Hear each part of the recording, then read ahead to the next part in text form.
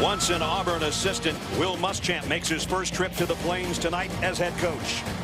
It's been a tough 2 weeks for his Florida team, beaten and bruised by the nation's top 2 teams. That leaves a freshman in charge again on the road. And Chris Rainey will have to carry the load without Jeff Demps tonight. Last year, a single quarterback led Auburn's national championship run. It's taken 2 quarterbacks to replace the Heisman winner. And another Heisman legend knows it will take all of Michael Dyer's efforts tonight. Nova will set the scene and fly in at Jordan-Hare Stadium for our SEC on ESPN matchup. Florida and Auburn next.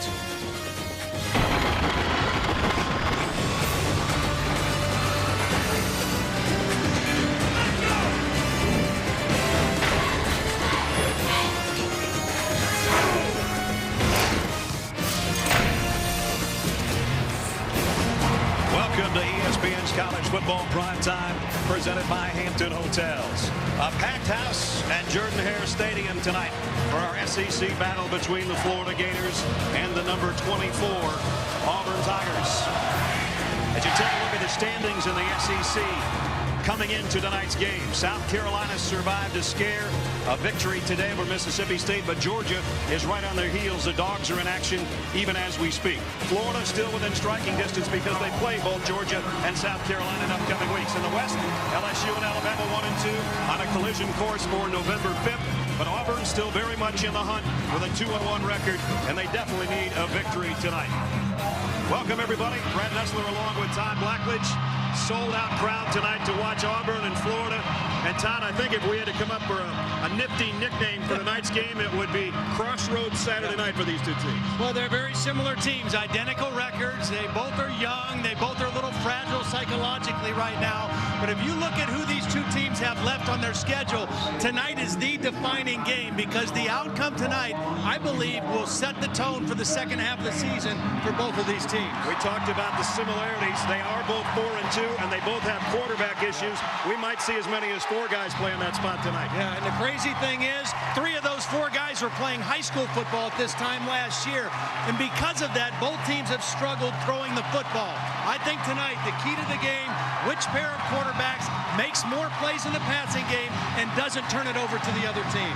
Well, the Auburn Tigers on their home field, where they've won so many games in a row. Their fans excited, and the Tigers take the field.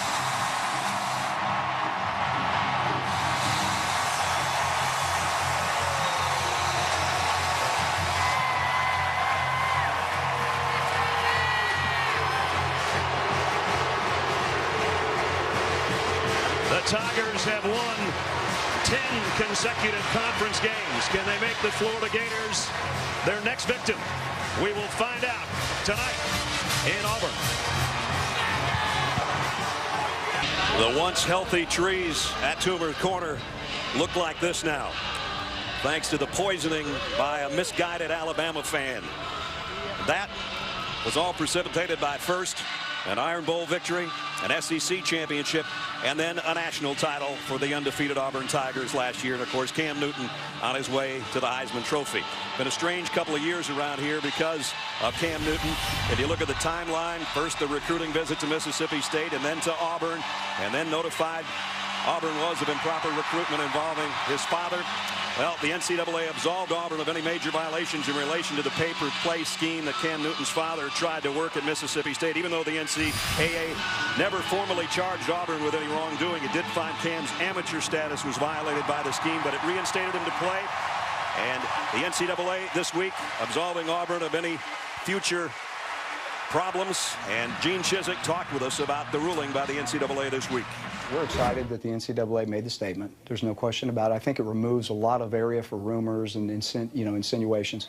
But really and truly, we feel great about how we run the program. I've said that over and over and over again. We feel great about the direction of the program. So literally, we moved on a long time ago, and we're really focused on winning in football games. And we're going to focus now on the football game. We're going to move on. And Cam Newton's probably watching tonight. He's a Carolina Panther now. And Auburn's not undefeated anymore, as they were a year ago. But they do have A very big game at hand right now because these two teams both at 4-2 and wanting to stay in the hunt in the SEC. Yeah, I just expect that we are going to have a real fight here for 60 minutes because both teams are in the exact same situation. They've got to recover what's been lost already and set the tone for the second half of the season. Auburn won the toss and deferred, so that means Cody Parkey will be kicking away to Andre DeBose and Mike Gillisley. Again, Jeff Demps will not play tonight, and that's another problem for Florida because he's their speedster along with Chris Rainey. And there's Jeff on the sideline with no pads. So a heavy burden on Chris Rainey tonight without Jeff in the lineup. We're underway in the Plains. Kick will go right to the goal line to DeBose. Across the 20 and drags some tacklers out across the 30-yard line. So pretty good return as we check in. Third member of our team is Holly Rowe. Holly. Well, guys, as you can see, Jeff Demps on the sideline, not even suited up. I didn't see him come out at all for warm-up, so he's out for this game. That puts some added pressure on Chris Rainey, who's not only their leading rusher, but their leading receiver. Charlie Weiss told us it really hurts because they love to have the two speedy guys on the field together to make it tough on defenses. So look for Mike Gillisley as a backup to Rainey and even wide receiver Trey Burton, number 8. Not just a Wildcat quarterback, but also some running back time tonight. There's Rainey in the backfield behind Brissett. The freshman's going to toss it to him. And he cuts back inside and got about 4. Let's check our impact players, brought to you by Chick-fil-A. And the guy that Holly just talked about, Mr. Do Everything, Chris Rainey. Trey Burton, talk about a guy that's versatile. He'll play about 4 positions tonight. And defensively, Matt Elam, one of the leading tacklers, and he's got 2 interceptions on the season. So I think the guy that's got to come up big for Florida tonight is their tight end, Jordan Reed, number 11. He's in the slot at the bottom of the screen. Brissett pump fakes to the right, plenty of time, and he's going to air it long. Man out there, that's covered beautifully, and it's intercepted. T-Bell. Well, the bad news for Florida is that's way too late to throw the ball deep down the middle of the field by Brissett. The good news is it's just like a good punt because Auburn has the ball on the 10-yard line. So you don't want your quarterback to lose his confidence with a play like that, but it's not a horrible situation. He just waited too long to throw the ball down the field. When you want to throw deep, you have to get the ball in the air early. High school, you can get away with it. College, you can't. So now Auburn with the turnover at its own 10-yard line. Charlie Weiss sitting with his freshman quarterback. Meanwhile, Bear Trotter in the shotgun for Auburn on their first offensive snap. And it's Dyer straight up the middle. And Dyer goes for about 13 on the opening run of the night. I think you're going to see Auburn try to go tempo early in this game, try to get a little fatigue on the defensive front. They have a lot of respect for the front 7 of this Florida defense, but they've not seen a tempo offense yet this year, and Auburn wants to try to get that going early. At the 33-yard line, Dyer now will rejoin Trotter in the gun, gets the call, trying to sweep the right side, and Florida will have none of that. Jelani Jenkins, the outside linebacker, on the stop. Michael Dyer's had 3 straight games of over 100 yards on the ground, and he has carried a lot of it. 62 carries in the last 2 outings. Well, I really think he's got to be a big part of their formula tonight to have a chance to win. I think he's got to touch it at least 30 times. I think Ontario McCaleb's got to touch it at least 20 times, and the freshman quarterback Frazier's got to run it at least 10 times. I'm going to keep you to those numbers. All right, that's 50. There's what you don't. There's 60. the number we don't need to see is flags, right? Oh boy. Yeah. Hubert Owens, our referee. False start. Offense. Number 75. Penalty is 5 yards from the previous spot. Second down. Brandon Mosley, the right tackle. Well, Florida will be without a defensive end tonight, guys. Ronald Powell did not make the trip. He's out with an injury. So look for an undersized Sam linebacker, Laurenti McCray, to play that buck position. Also, we could see some William Green. But as you said, Todd, Auburn's going to try to wear down that defensive front. It really hurts that they're without one of their best run stoppers tonight. Auburn goes with a mini huddle. And on the end around is McCaleb. Terry McCaleb gets drilled out of bounds, but he did get 5 yards. As we take a look at our Auburn impact players, brought to you by Chick-fil-A, and pretty much right on cue, there's a guy that's got to handle it a lot tonight. Todd just mentioned it. Ontario McCaleb, Quindarius Carr. They need somebody as a wide receiver to come through with the injuries to their top 2 guys. He might be the man. And Lemonier had a good game last week.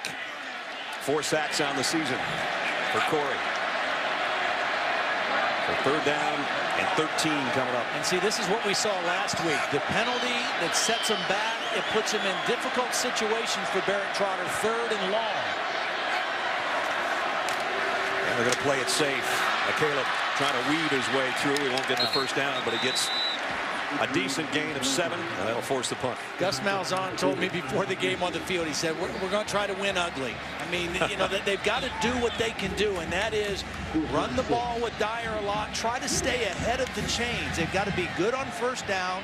They've got to have 3rd and manageable situations for Trotter, and they can't have penalties that set them back. Gene Chizik says, and we got to play field position to have any chance, and that's why their punter comes in handy for him. He had 1 bad punt last week against Arkansas, but other than that, he's been brilliant on the season. As you look behind Stephen Clark, Chris Rainey waiting on the other end. High kick. Rainey backpedals. He's going to have to take a fair catch. And lost the ball. Let's see who's got it. Saunders gets down there. Yeah, the problem was that Rainey was going to make a fair catch, but his own guys were backing up too close to him, and they got in his way and distracted him from making a clean catch. They got to get out of his way. Luckily, a teammate covered the ball.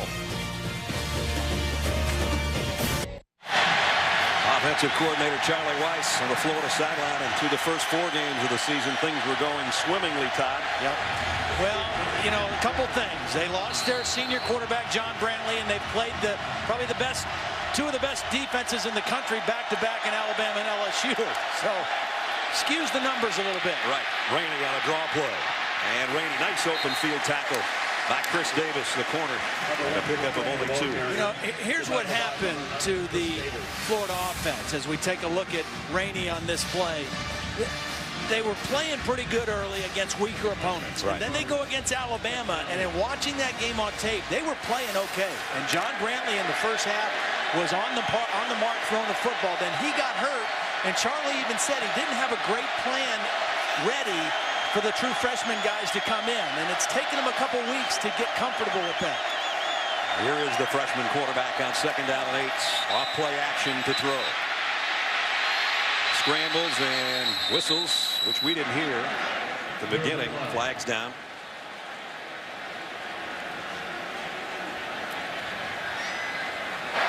Before the snap, false start. Offense, number 11.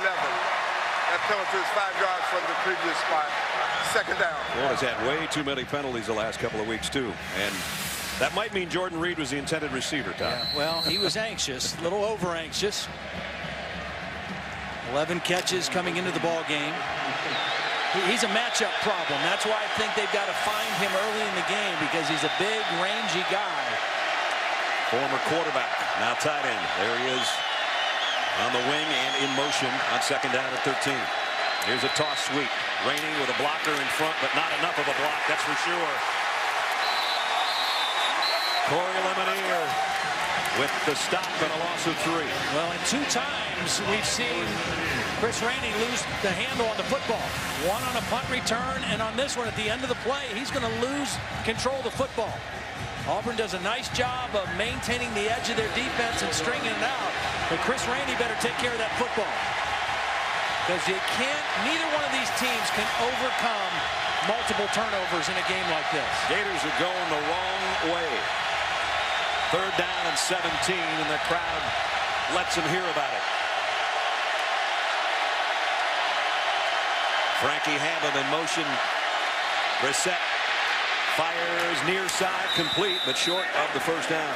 It'll be about 3 yards shy. Short, they'll have to punt, but that's a good confidence play for the freshman quarterback Brissett, because he sat back there, he planted his foot, he threw it with confidence, And that's a tough throw, throwing that deep out. So he showed some poise, and he showed the strength of arm that they're going to need later on this game. Even last week in the loss to LSU, I think poise is a word you brought up several times watching him in that game. Well, you know, the kid thought he was going to redshirt early in the week. He found out Wednesday, not only is he not going to redshirt, he's going to start on the road against LSU. In Death Valley, yeah. Kyle Christie on the punt. Quan Bray, the freshman on the return, broke a tackle and got about 10 out of the return. 8:21 remaining first quarter. No score here early between the Gators and the Tigers. ESPN's College Football Primetime is presented by Hampton Hotels. At Hampton, we love having you here. And in part by Buick. See real stories of human achievement on the Buick Human Highlight Reel at ncaa.com/Buick. Gene Chizik and Tiger Walk, and trust me, unless you have police officers, you don't walk through that crowd. It's impossible. And right now, as we talk about Gene Chizik talking about field position, a key to the game, Auburn gained about 21 yards on that last change of possession, with Florida going backwards and having to kick it. Kyle Frazier in, the freshman quarterback, known more as a runner than a thrower. McCaleb's there with him, and he'll get the call. And Terrell McCaleb, and he's got a first down run. Pick up at 13. Well, the one thing that Auburn has been able to do consistently so far in the first half of the season is run the football. As you see them line up to go tempo. Last two games, they've run it well, but the penalties have hurt them, and they cannot overcome the turnovers. Now Trotter back in, and Dyer as well. And Dyer goes straight up the middle. And number 5 gets 5 before Jonathan Boston made the tackle. Dyer's the guy that's going to run in between the tackles. McCaleb, they want to get on the perimeter, and then when Frazier's in, as we see him coming back in on this play, he can run with power also. They can run all the runs they run with Dyer with him at the quarterback, and they gain an extra blocker by doing that. 6 runs, no passes so far for the Tigers. Frazier back in. Dyer behind him gets the call, and Dyer's got another first down. And now they can continue to stay, as Todd said, ahead of the sticks, move the chains, go quick tempo if they choose, and they bring Trotter right back out. So it's quarterback every other down right now. Tempo with changing quarterbacks. That's not easy to do. First down inside the 45 of Florida. And then Dyer again. This time the Gators stop him after a short gain. Picked up 2. Omar Hunter, part of the tackle along with Floyd. Not surprising that Auburn is coming out running the football. Number 1, that's what they've been doing the best. And number 2, the last 2 weeks, that's where Florida has really been challenged. Now, Alabama and LSU both ran well against them. Different kind of schemes. More of a power offensive line, more of a zone scheme. Trotter fakes the end around, loads it, and goes deep. Overshot everybody. And it was Quindarius Carr, his intended receiver. Tell you what, Barrett Trotter again, when you throw deep, it's not good to throw late. I think he had the crossing route on this. If he would have just checked it down to his next read, he might have gotten a big play on the crossing route. He was going for the home run for the touchdown and missed the crossing route. It could have got him a big first down. So that's 3rd down and long. McCaleb with Trotter in the gun, and it's Carr in motion. Looks to his right and now scrambles for time. Trotter finally throws, and it's out of bounds and complete. Intended for Jay Wisner. The pass is incomplete. 4th down. One of the things that Florida will challenge this Auburn team with, especially without Emory Blake, is they play more man coverage in their secondary than anybody Auburn's faced. And with Blake on the sidelines or probably unable to go, they're going to really challenge them. They're going to get up in their face, they're going to disrupt the timing, and they're going to force Barrett Trotter to make tough throws against man coverage. If you want a guy to knock one inside the 10, here's your guy. Yeah. Stephen Clark's done it 11 times in the last 2 games. And leads the SEC in that capacity. Gets this one a mile in the air. And the fair catch taken for, and again, a little bit of drama from Chris Rainey at the 14-yard line. Florida offense goes back to work with 6:22 left in the quarter when we come back. You're watching the SEC on ESPN. Brad Nessler, Todd Blackledge, Holly Rowe, Jordan-Hare Stadium in Auburn. Tigers defense out there against Florida at the 14-yard line. I think Florida needs to throw on first down for this young quarterback.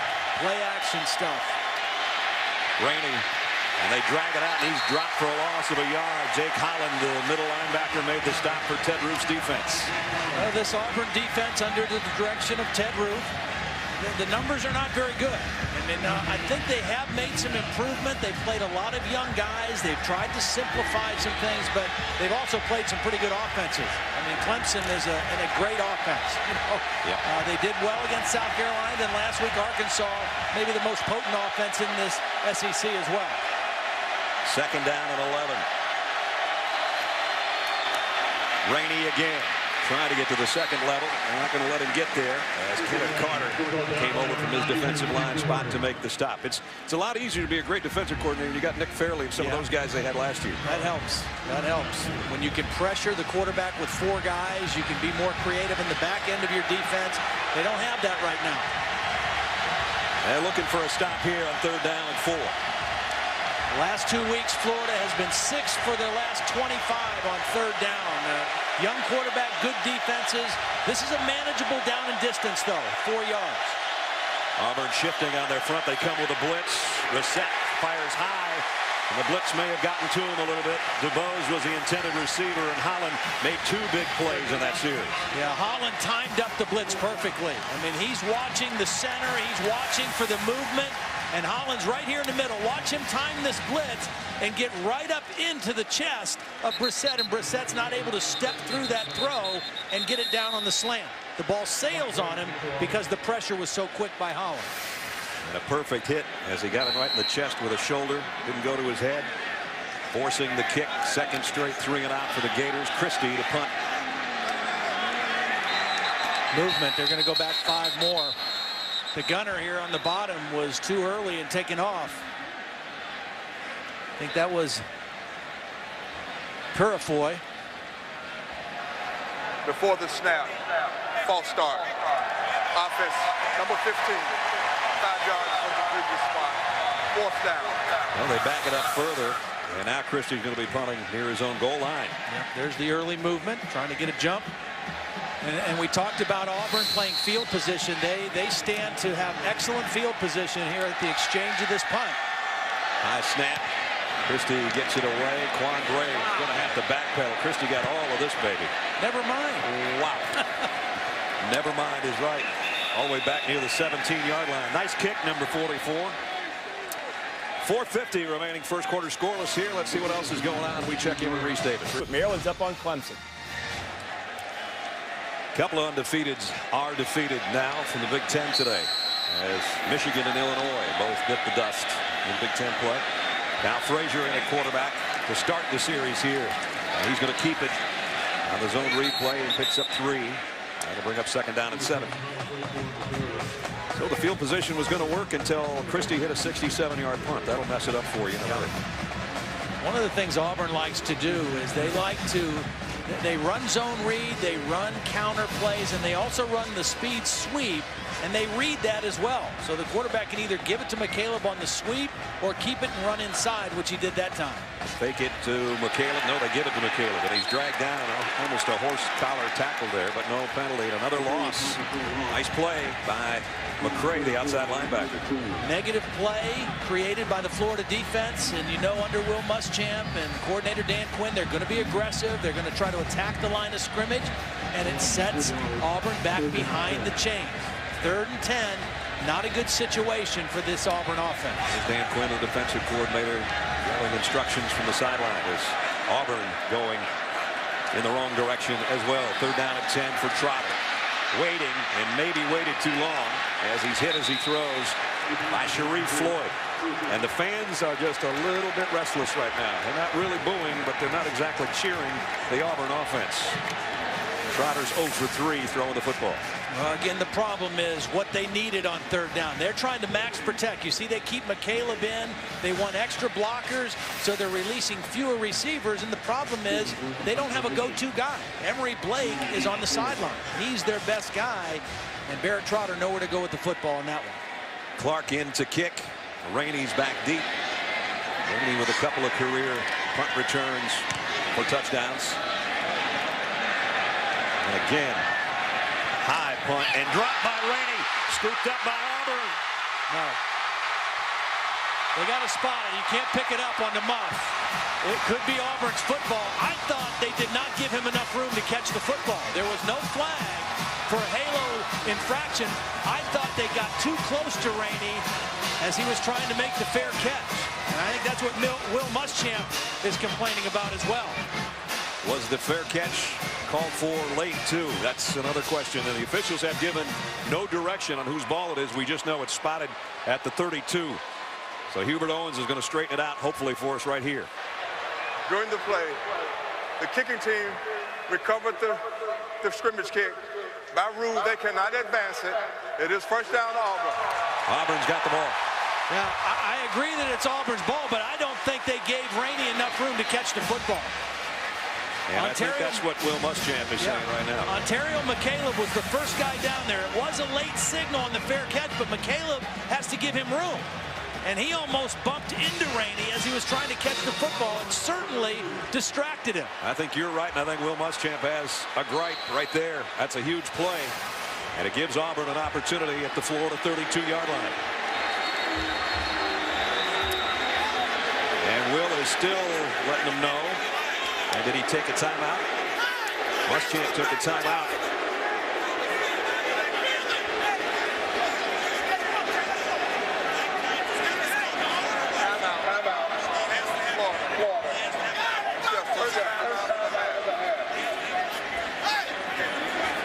It gives Will a chance to vent a little bit and to settle his defense down. Again, this is a team that has gotten beat back-to-back weeks against two great teams.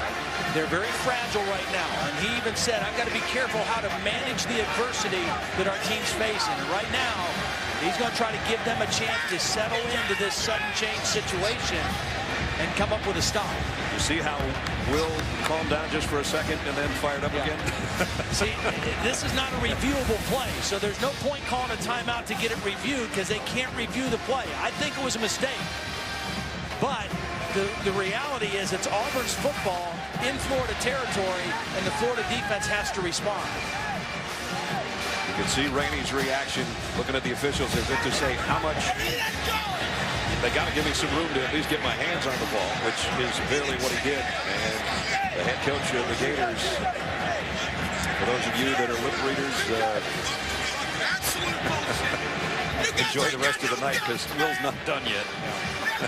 Well, he earned the nickname Coach Boom, when he was here as a defensive coordinator earlier in his career.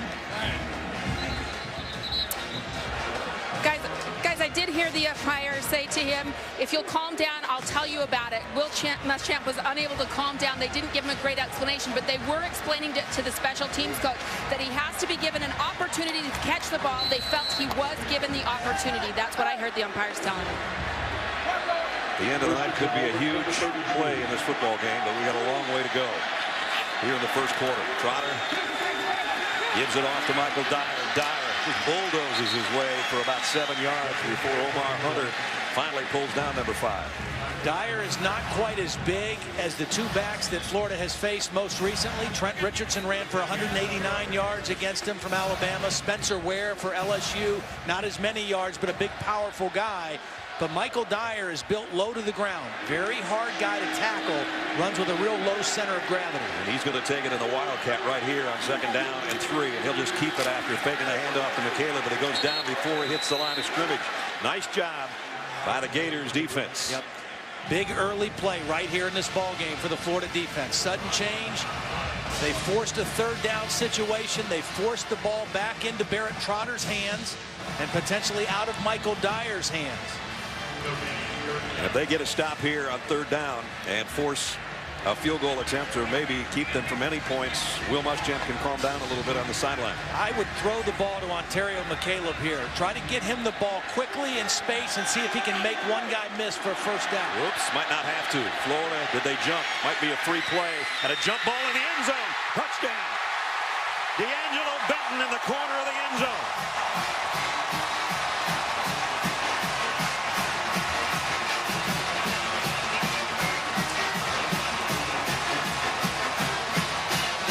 Penalty marker on the play, so we have to wait and see. If Florida jumped off sides, it's an Auburn touchdown. Offside. Yeah. Defense. Dominique Easley. Touchdown. Dominique Easley, number 2, jumped off sides, and credit Barrett Trotter for not giving up on the play. And how about it for D'Angelo Benton, the guy who had a couple critical drops last week at Arkansas, stays with the play, as well as Barrett Trotter, and they get the touchdown. So just 3 plays to go the 32 yards. Coley Parkey in for the point after.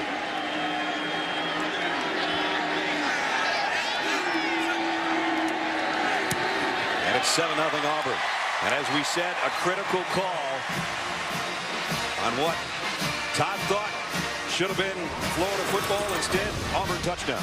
Well, Dominique Easley is going to jump. The whole line's going to stay there, but Barrett Trotter doesn't quit on the play. Lutzenkirchen blocks for him. Benton stays with it, goes up in the air, and Auburn has the lead.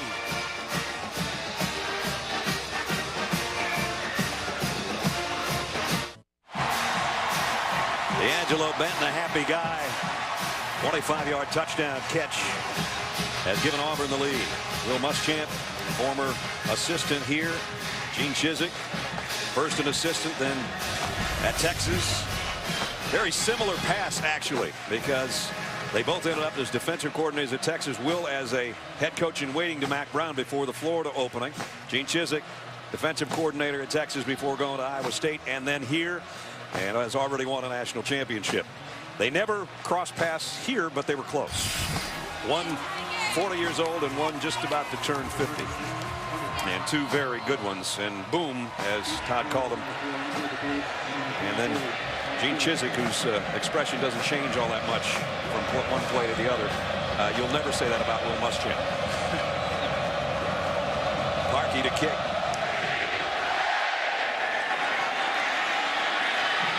At the 2-yard line, DeBose. And he spins his way across the 20.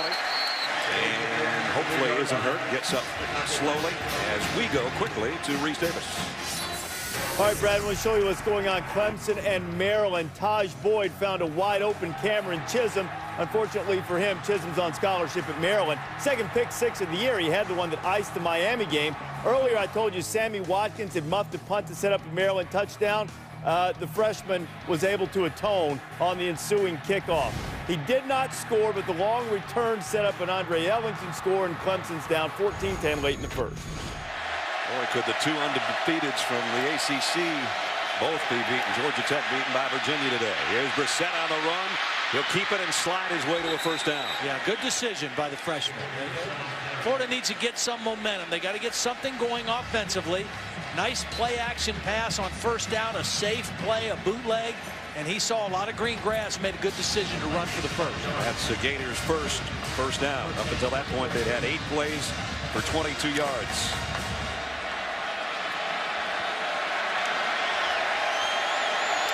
Now they work at the 33-yard line here. The final minute and a half of the first quarter. Auburn thinking about a blitz off the corner. They'll come with it. Here comes the pressure. Throwback screen to Rainey. Incomplete, and he's going to cover it just in case. Darren Bates is the guy that brought the heat. Well, and this was a great call against pressure defense. The problem is Jacoby Brissett, he needs to expect that. He needs to be able to look at that defense and know this is going to happen quick. So he's got to get those eyes around and be ready to get that ball to Rainey a step sooner, because it's a great call against a corner blitz or a blitz off the edge. And you're saying, why didn't Rainey block the guy? Well, he was the intended receiver, so he could only put an arm out there and get out as quickly as he could. A second down at 10. Brissett in the gun. This time they thought about the same play, and now he's just going to have to eat this one. Good job by Sigler, applying the pressure that time. Well, good job by Sigler, and also a great job by Lemonier, because I think Lemonier read the screen quickly and just locked on to Rainey. They're trying to throw the screen to Rainey. Watch Lemonier read it and just lock on to him. And that's why Brissett had nowhere to go with the football. Great job by Lemonier, one of our impact guys. Only a sophomore, only 19 years old, but he is already a good one. And he's got the frame after we met with him yesterday. He might be a monster by the time he leaves the Plains. He's a future 280-pounder. Yeah. 3rd and 13. Here comes Bates again. Brissett got around him. Throws on the run. And incomplete, intended for his tight end. Broken up by Whitehead in the secondary. See, they tried to throw a screen again, I think. And Auburn was ready for it. They're rushing the quarterback, but they're rushing under control because they're feeling screen. You see, they're trying to set up Rainey on the screen again. Brissett has to scramble out, and that's good discipline by the Auburn defense on that series. And a good series for Darren Bates, the outside linebacker who came from 2 different sides on the blitz. Christie's last punt was 67 yards. He blasted this one as well. And way back on the fair catch inside the 20 is Bray. 21 seconds remaining in the quarter after a 53-yard kick. Great day in college football. Concludes in the Pac-12 tonight as it's Arizona State and Oregon. College football primetime presented by Hampton Hotels on ESPN and ESPN3 coming up following us as the Sun Devils looking for their first 4-0 start. And Oregon, we know all about them. 14 straight conference wins, longest in school history. They'll have a lot of fancy uniforms on display tonight. It'll be interesting to see what Auburn looks like without LaMichael James, and if that swings anything towards Arizona State. They got Kenyon Barman and some other guys that'll fill the holes, I'm sure. Brent and Kirk and Aaron will have that one for you when we're done here. And Frazier on the carry. Got a couple. I think both of these teams, even though Auburn got the touchdown because of the change of field position after the muff punt, both these teams are going to be better off throwing on 1st down than throwing on 3rd down tonight. The end of one at home, courtesy of that one touchdown pass. The Tigers out in front, 7-0.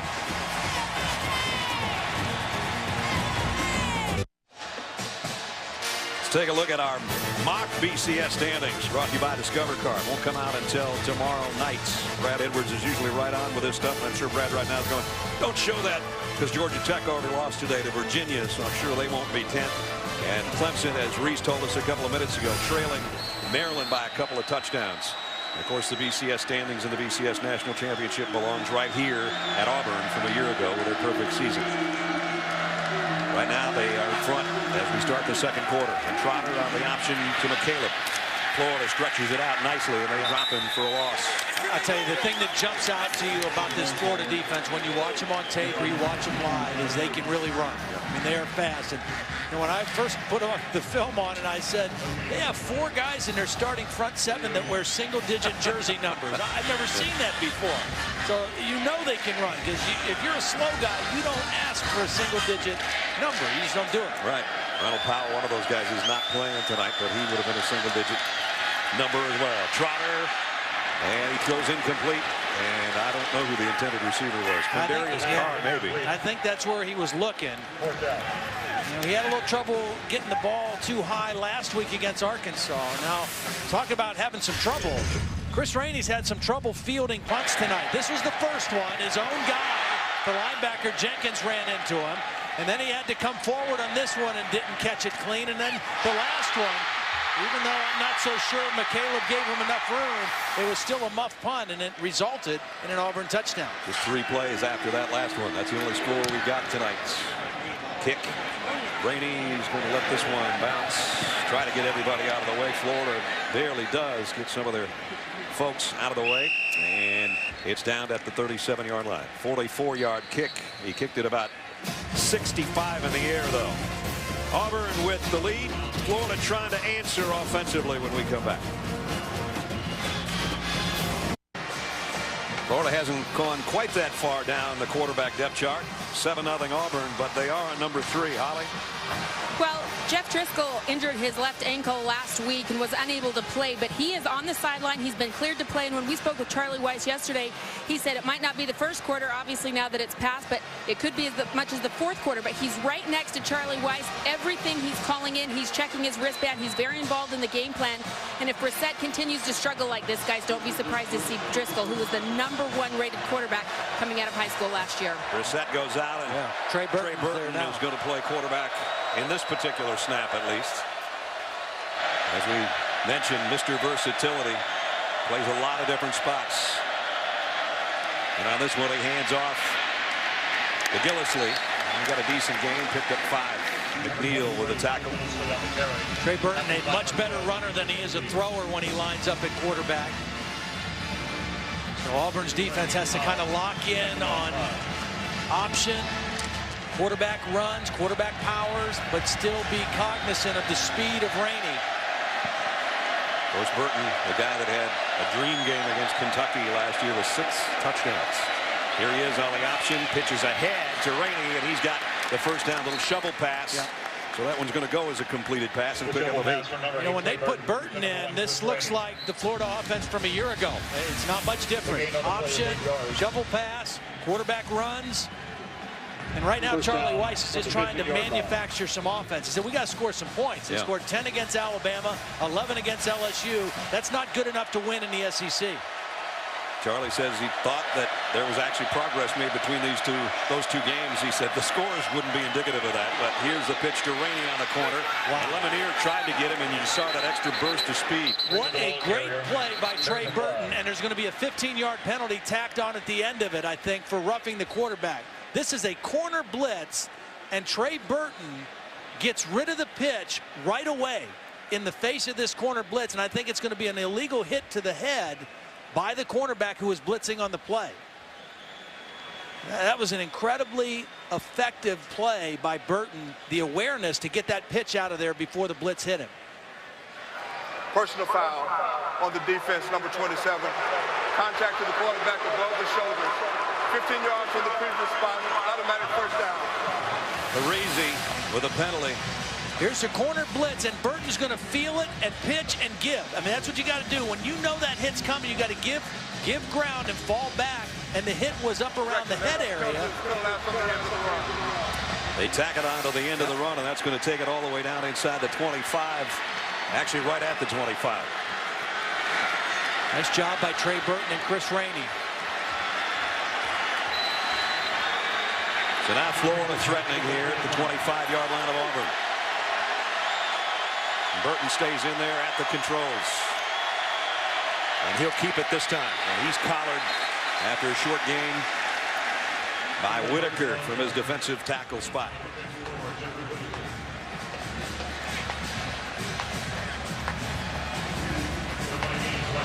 Second quarter with 12:35 remaining. Auburn on a 25-yard touchdown pass with the lead. But Florida approaching the red zone right now.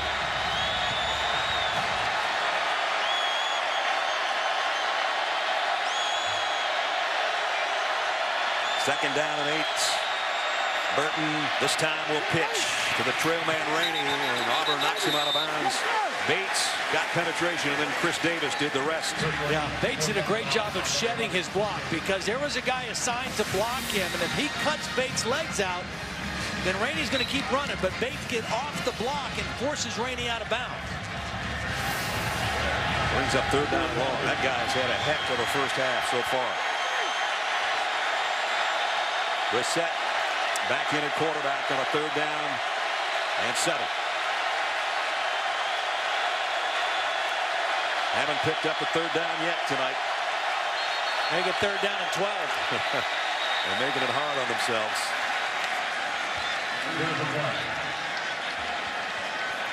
Yeah, right tackle Matt Patchen jumped early.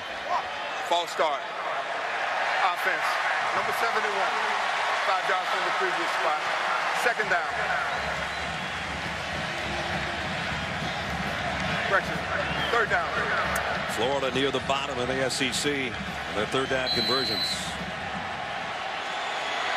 You know, part of that is playing 2 freshman quarterbacks. Part of that is playing 2 great defenses in Alabama and LSU.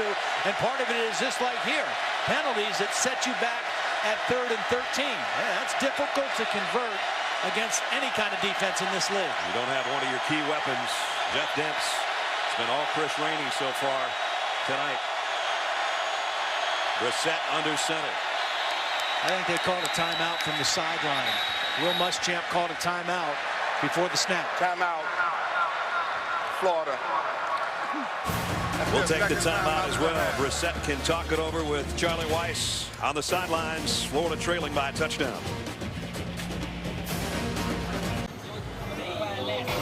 ESPN's College Football Primetime.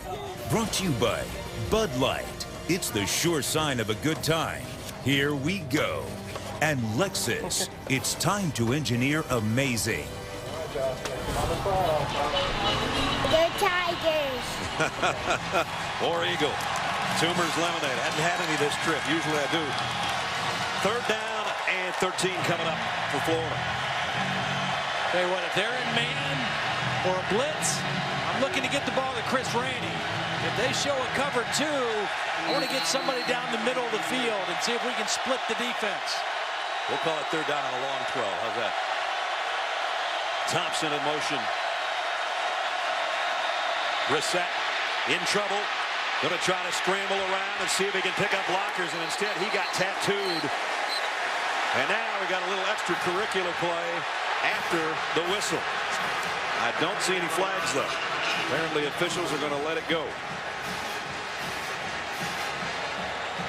Bates in the middle of everything again. And one of the problems with a young quarterback, it's hard to get them to be patient to read progressions. Lemonier, a great upfield pass rusher, is going to get the first pressure and force Brissett up in the pocket. And you see him tuck that ball right away. As soon as he felt pressure, his second reaction was to tuck the ball and try to run. Caleb Sturgis will try a 47-yard field goal, and it is perfect. Nice kick, and Florida on the board. Looking for 7, they have to settle for 3. With 10:28 remaining in the half, Auburn 7 and Florida 3. And right now, let's take a look at our taste of the town with my partner, brought to you by Expedia. Growing up in the home of George and Mary Taylor, or Panny as she was nicknamed, kids and grandkids learned about love for God, love for family, and a love for Southern home cooking. Now, what started as something they would do for neighbors and weekend plate sales became a full-time Auburn restaurant in 2005, and it's called Panny George's Kitchen. Thank you.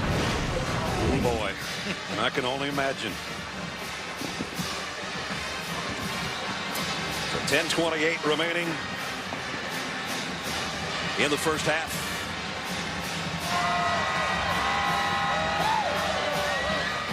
Auburn has won 10 straight conference games at home.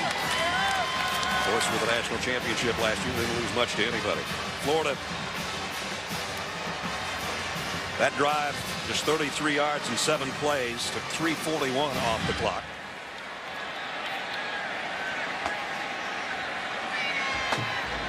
Will Muschamp has calmed down considerably. You know, he talked about, you know, managing the adversity this team is going through. 2 difficult losses, and him being such an emotional, demonstrative guy, and his first time being a head coach. I mean, he's learning as he goes as well. He's not going to change either. No. Sturgis, who just hit the field goal with the kickoff. He'll go down at the 3-yard line. And the return out across the 25 to the 26. Let's check in and see what Todd had to eat yesterday. This truly is a family operation. Miss Panny still comes in on Friday. She's got her daughters here, Lorraine and Marianne, and Lorraine's got 3 daughters working here, Mary, Rewa, and Geraldine. Now, they say the one ingredient in all the food is love, right? And I love my job. So you know what? Time to go to work. Time to go to work. There's a lot of love there, and there was a lot of food there. Oh, what a great place. And here's Frazier on the keeper and out to the 30-yard line. I got to tell you, not only are you huge around here, and every week there's the headline of the Opelika Auburn newspaper, ESPN. There's Todd and Miss Panny. Miss Panny. Yep. On the front of the newspaper. Yeah, it just is. It's fun. I mean, it's a great place. The food was outstanding, right in my wheelhouse, that Southern cooking. And it was so neat because the whole family works in there, you know. And it started as a little family deal on the weekends, and now they got a full-time restaurant. Trotter hit in the pocket, and the ball came out. No, it didn't. He did cover it. It was easily with the pressure. By the way, you can follow Todd on Twitter at Taste of Town Todd. How was the catfish? Catfish was outstanding. They had that on Friday. They always have fried chicken. That's their #1 item, and they always have that every day. And then they rotate the other meats and veggies. Have some macaroni and cheese. Good stuff, man. Here's a 3rd down and 12 for Auburn. And they likewise have struggled on 3rd down conversions. They've converted one. It was for a touchdown. Florida trying to bring the heat on Trotter. And it was set up to be a screen pass, but McCaleb never got out there. Somebody leveled him. William Green with a pressure. And Auburn's got a kick. Gus Malzahn talking with his quarterback. You know, it's hard to say.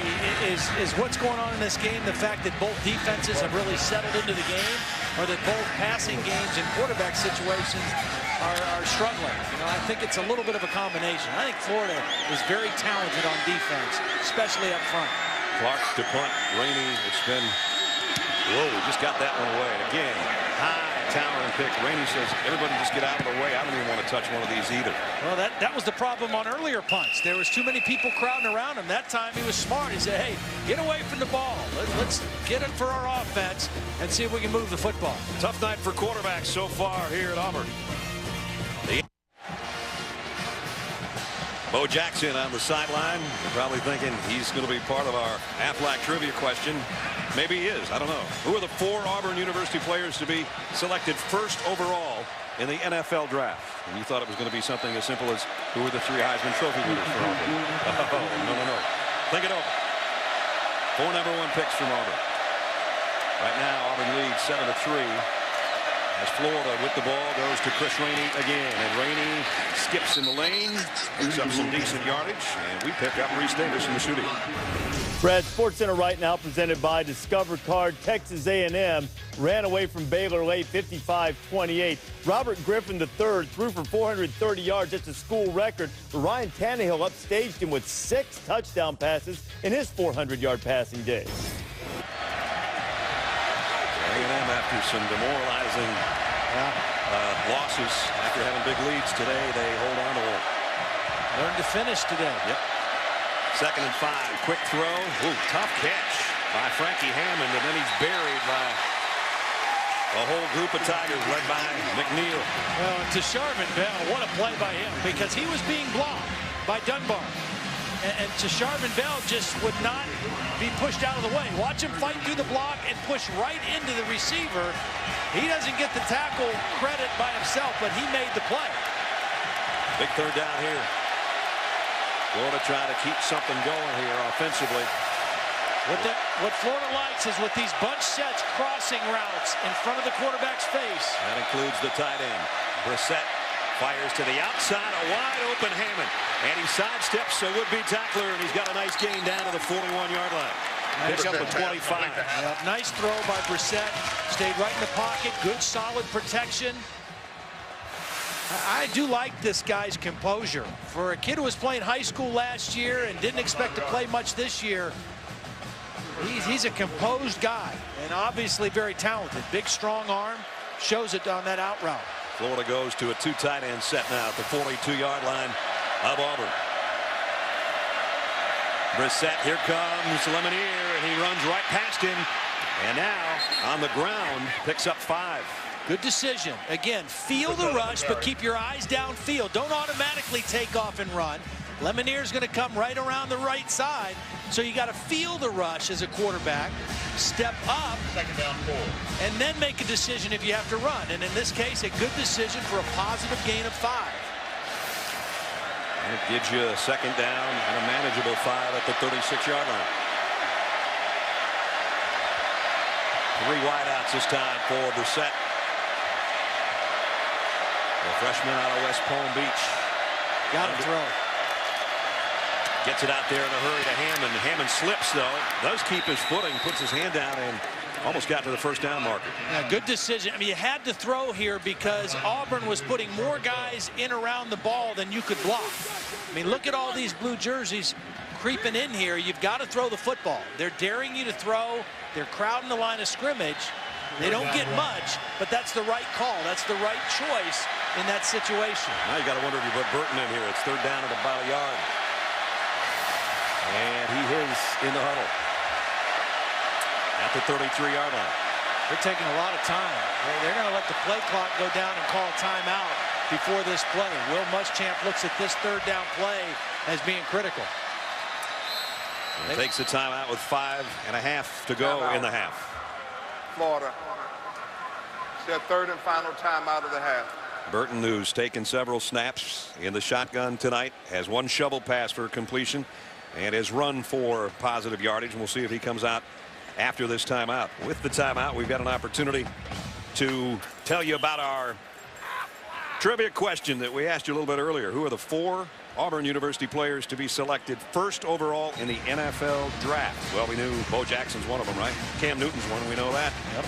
But did you know, do you remember the infamous draft of '88? One the Atlanta Falcons would just as soon forget. No offense to Andre Bruce, he was a great college player. He didn't quite pan out with the Falcons. And Tucker Frederickson with the Giants back in the 60s. And of course, Pat Sullivan was a Heisman Trophy winner here too, but not a #1 pick. That guy was, and what a great two-sport, unbelievable superstar. You saw him talking to Michael Dyer before the game on the field with some words of wisdom. It's always nice when you get a Heisman Trophy winning back standing out there in the warm-ups, giving you some little hints. Yeah. Well, 3rd and 1, they did keep Brissett in the game. Now, he's a big guy. He's 6'3", 240 pounds. You've also got Burton and Rainey in the game. Burton just on a wing of that backfield. Brissett, play action. Going to throw back. Get the first. And he does get the first, just barely. And it's Burton as a receiver this time. Didn't get much, but he got enough. So as we told you, he can do a little bit of everything, and he picks up the first down. If you fool them and get them to overcommit, maybe this is a big play. But once they reacted, you got to get the first down, and that's what Burton does. A nice throw over a little bit of pressure in the backfield by Brissett. So it's first down at the 31-yard line.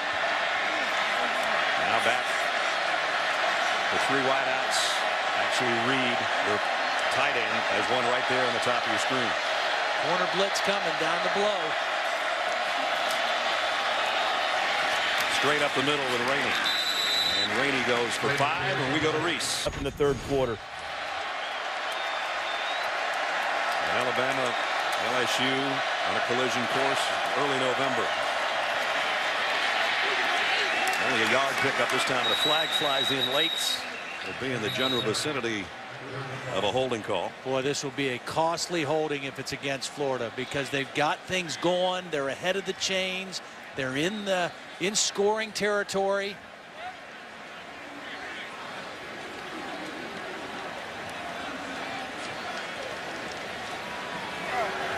Personal foul on the defense. Face mask number 21. That penalty is half the distance from the end of the run. Automatic first down. So it's not against Florida. Yeah. It's a big one against Freeman, the middle linebacker. Well, and it wasn't on the tackle. They called the penalty on Freeman, and he was tangled up with a blocker. It wasn't in making the tackle that the face mask was called. Here he is right here. Kyle Coney. And you're right. So a costly penalty on Auburn.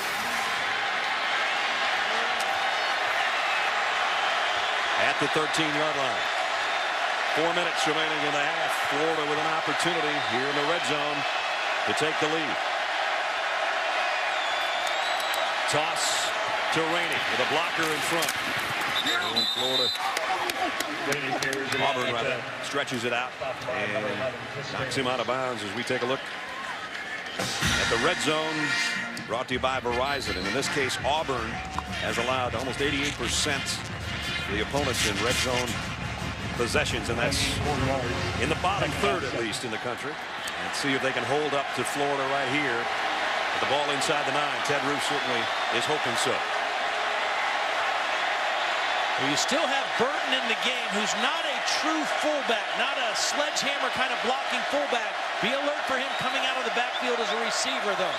10th play of the drive. Here's a long stretch to Rainey.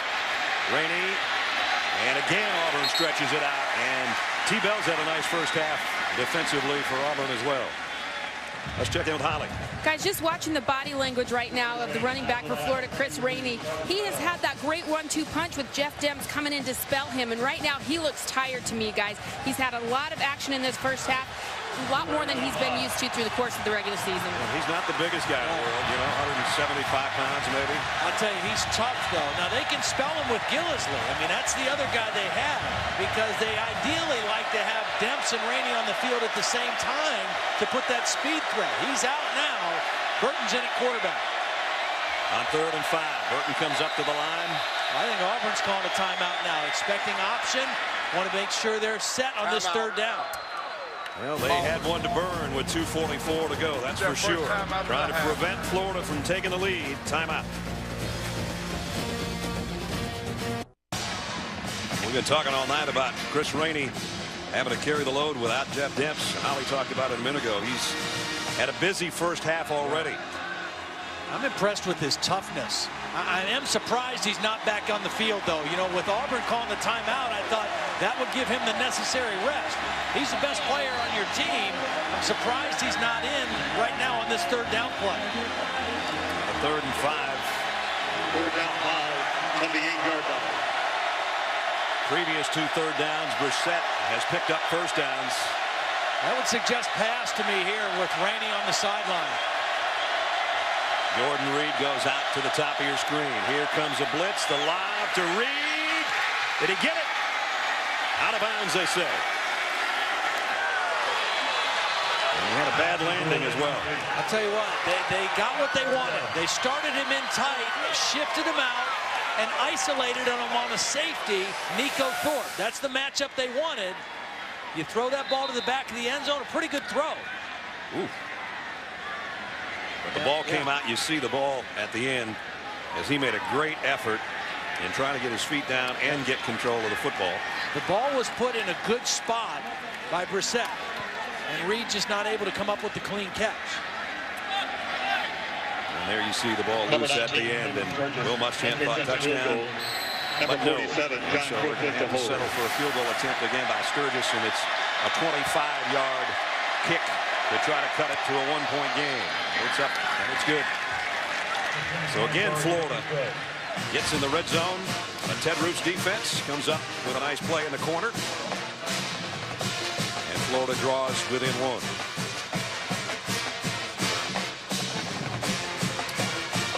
Reminder coming up tomorrow night. Reese Davis, who we've heard from several times here in the first half already, and Kirk Herbstreit and Craig James. They'll have the BCS countdown tomorrow night. They'll unveil the first poll and analyze who are contenders and pretenders. BCS countdown presented by Discover tomorrow night, 8:15 Eastern, continuing on ESPNU at 9 o'clock. And we showed the mock BCS standings tied a little bit earlier, and you've got to know that Georgia Tech won't be 10th after losing today. Clemson and Maryland are playing right now, and if they lose that, they're not going to be in the top 10. But you got to figure that Auburn, LSU, and Oklahoma are 1, 2, and 3 in some juggled form. And throw those 3 names into a hat and pull whichever 2 out. That's 1 and 2. All 3 of those teams are playing at a higher level, I think, than anybody else. Oklahoma State's playing real well. Boise State's playing well. Wisconsin, that's kind of the next tier, I think. But those top 3, really good. It's amazing being around these 2 SEC coaches, Will Muschamp and Gene Chizik, this week.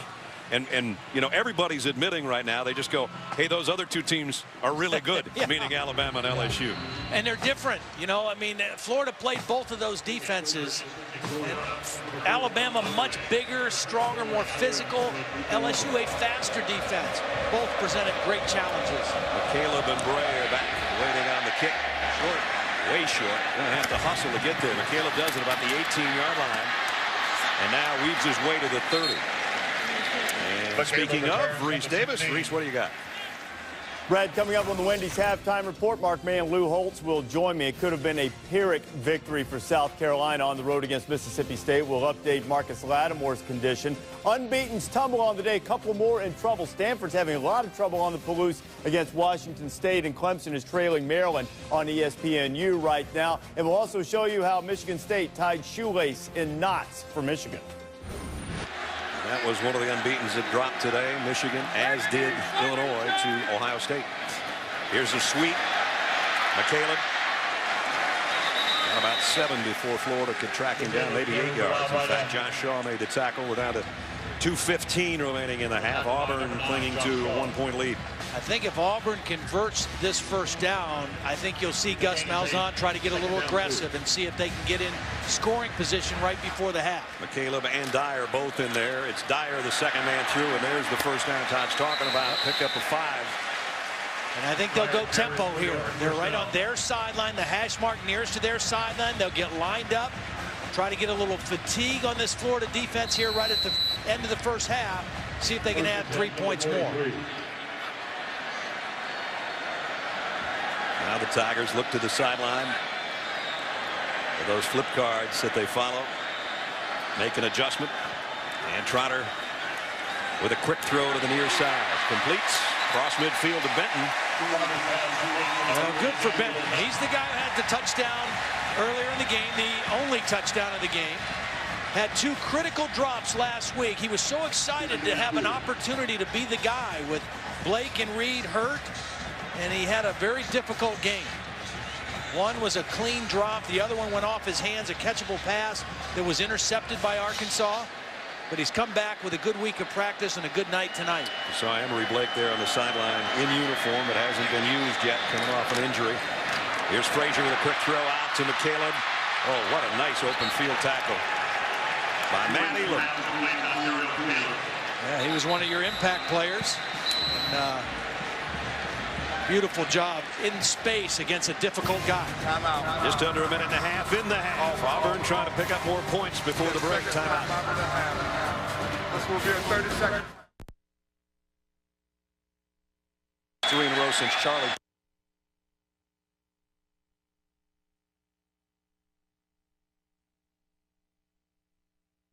A face mask, a late face mask call that's going to give them a first down. They had him cleanly stopped on 3rd and short.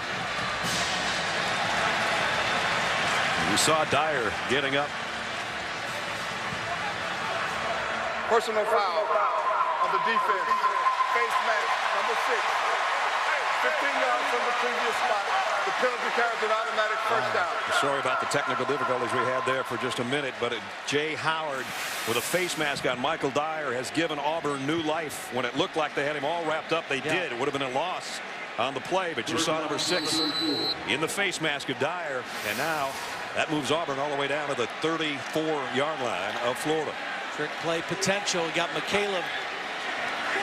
Oh, they tried to run Fumblerooski, and they weren't able to pick up the ball. Not only that, but William Green was right on top of it. I mean, I don't know if they still call that play that, but that's what they were doing. And McCaleb couldn't pick up the football. They're going to put the ball right down on the ground, and McCaleb not able to cleanly pick it up. So not Trotter to throw on second down. Zips it down the sideline and in and out of the hands of Benton. And there's another catchable ball. Well, that time he heard Josh Evans coming. I don't know if Josh Evans has big footsteps or if he was screaming on his way to the football, but Benton certainly heard him because he took his eyes off the football and looked up to see number 24 and didn't make the catch. And that's 3rd down and long, and they're going to waste an opportunity here for points before halftime unless they pick this up. They're not in field goal range. Florida might have jumped. Yep, free play. Trotter with a long ball, and it's incomplete. But the flag down. They're going to get another chance. You know, they scored their first touchdown, or their only touchdown on a free play. It was offsides on Jay Howard, or Dominique Easley, the first time. Leon Orr just got an earful from Will Muschamp, so you know who the call's going to be on. Offside on the defense. 5 yards from the previous spot. Well, you know, it's a silly penalty. It's a silly, costly penalty because it gives them a free play. Now they've got another shot at 3rd down and less yardage needed. Not only that, you couldn't be any closer to the ball unless you were the center on that one. Just wait for the ball to move. So Leon Orr picks up the penalty. It makes it 3rd down again, but now a manageable 3rd and 6. Close your ears and open your eyes. Exactly.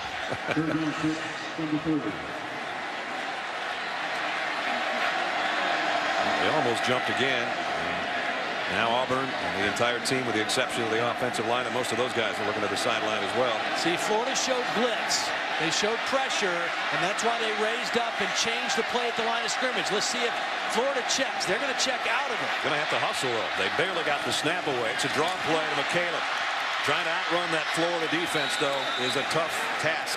They only got a couple. Well, they got to use the timeout, which will be their last. They'll let that clock run down as far as they can, then they'll bring the field goal unit on.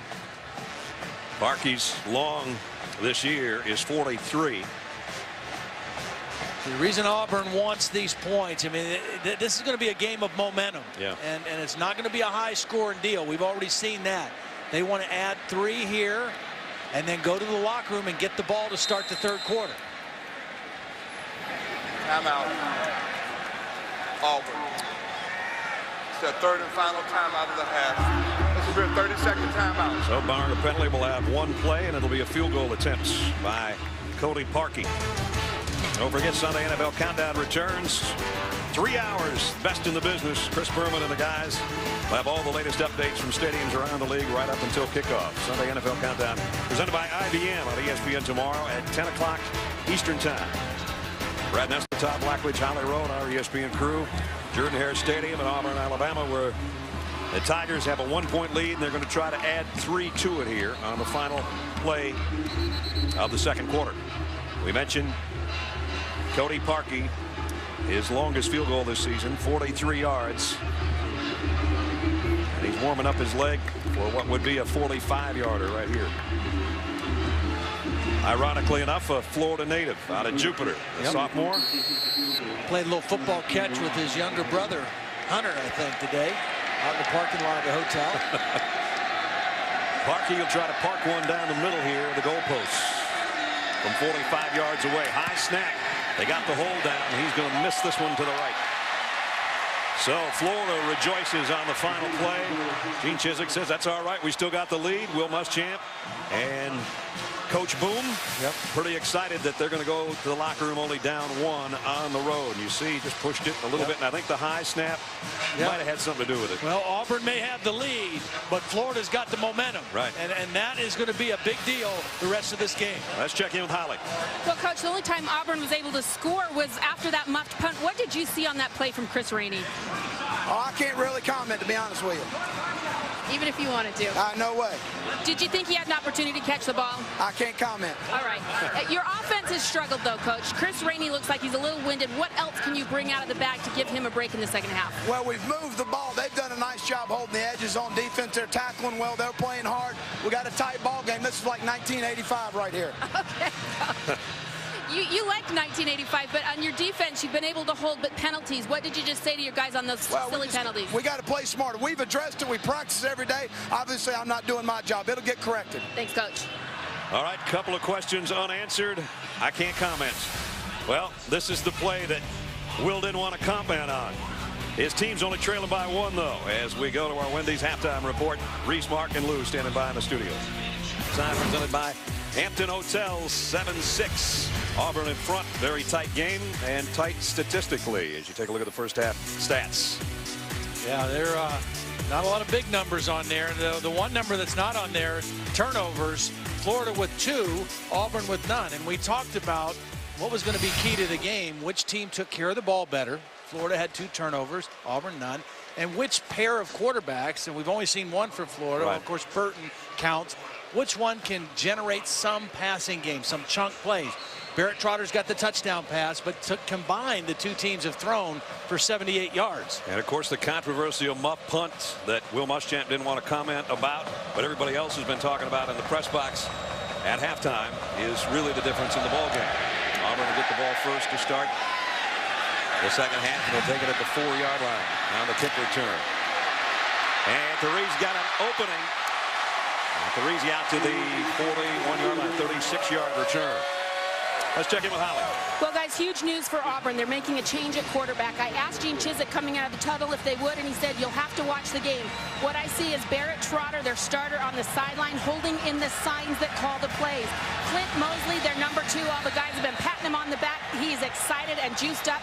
Coach said, whatever we do, we need some energy on offense, and maybe this change is what they're looking for. Well, Mosley completed his only pass last week in the Arkansas game. Here he is on the pitch to Dyer.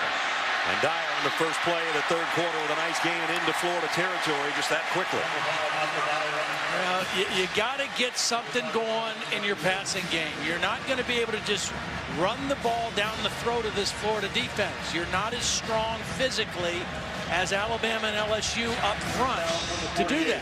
You got to mix in and get some chunk plays passing it, and they're hoping Mosley can do that.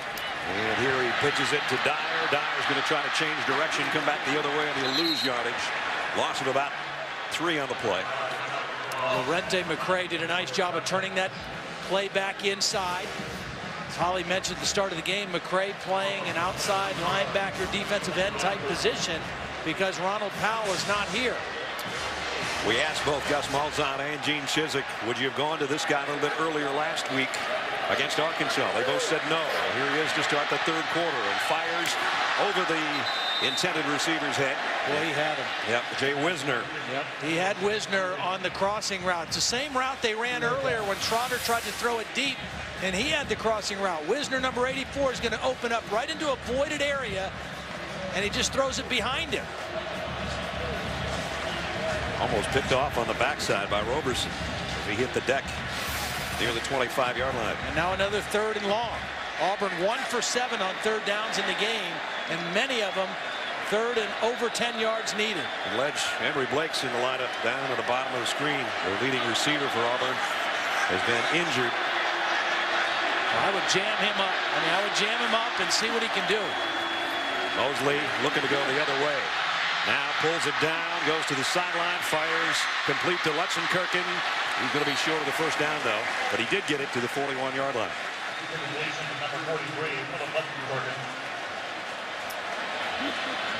Well, Barrett Trotter, we talked to him yesterday, and it seems like his confidence was a little bit shaken even in our meeting from all the hits he's taken in the last few weeks. You know, his left shoulder's banged up. Really, you know, he played exceptionally well early in the year, and then, you know, well enough. First half of the Clemson game, he played really well, and then really starting from the second half of the Clemson game, things started to go in the other direction for him a little bit. Stephen Clark again to punt. Again, he leads the SEC and punts inside the 20. Trying to knock one down in the corner. It's going to go out of bounds near the 15, somewhere around there anyway. Let's see where they spot it. Oh, they're going to come up the sideline to the 18-yard line. Well, let's see if we see Jeff Driscoll at all in the third quarter from the Florida side. We've seen the new Auburn quarterback. Charlie Weiss told us that Driscoll would play. He said there was no timetable of when he would play, but he's not been in the ball game yet. And just like that, Todd, who said we'd see as many as 4 quarterbacks, maybe more.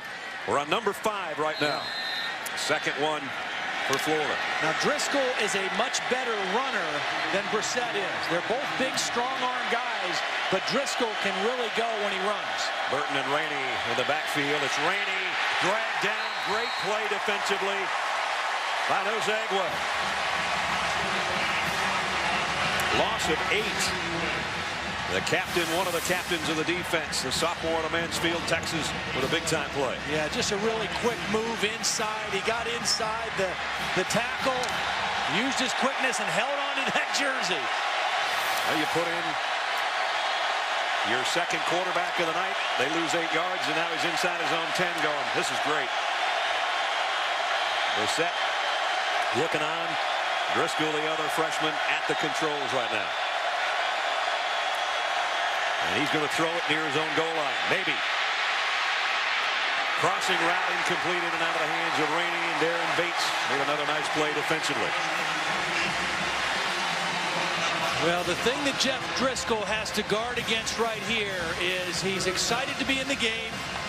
He wants to make something happen. He wants to last here in the second half, but he can't be foolish and make a dangerous throw now on third and very long, deep in his own territory. He's got to get all the way to the 28-yard line for a first down. The crowd's going to let him know about it down in that end zone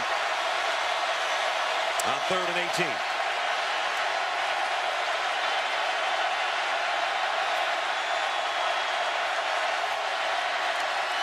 They'll play it safe on a draw play.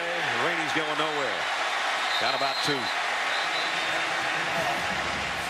So they didn't want to put him in harm's way and make him throw on a 3rd down in what seemed impossible. And Rainey's losing his number 1 off his back. Yeah, we're past the age of the tearaway jerseys. My man's got a tearaway number.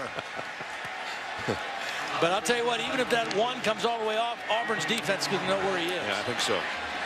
Christie dropped the ball trying to punt it, and now it's off the side of his foot and out of bounds somewhere around the 33-yard line. Here's a guy who hit a 67-yarder in the first half, and he just dropped the ball, missed his foot, and it's an 18-yard kick. Wow. Yeah, there was no pressure either. I mean, it wasn't like he felt rushed. He just extended it too far and dropped it. Don't see many of those. Yeah, well, here we are again now, field position. Big part of the kicking game. Auburn has had the field position edge in the first half, and right away, they've got field position here. Florida special teams haven't been. No. The 30-yard line. Auburn with a chance here. Mosley's second series. He's going to keep it on a quarterback draw. Stopped by Jonathan Bostic, the middle linebacker, after he got 4.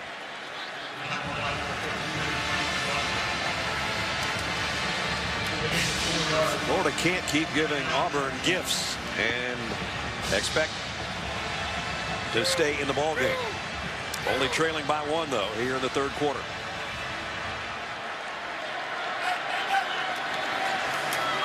It's Dyer, and he is bottled up after a 1-yard pickup. Jay Howard was the first guy there. See the difference with having either Trotter or Mosley in the game at quarterback. Neither one of them is a dangerous running threat. So the Florida defense, even though there's misdirection and there's read-type plays, they're going to lock in on Dyer or they're going to lock in on McCaleb. Now, if Frazier's in the game with McCaleb and Dyer, now you've got to play it a little safer and expect the quarterback run as much as anything else. President Bush was better than 1 for 8 on his 3rd down conversions, I think. We'll see how Auburn does at the 25-yard line.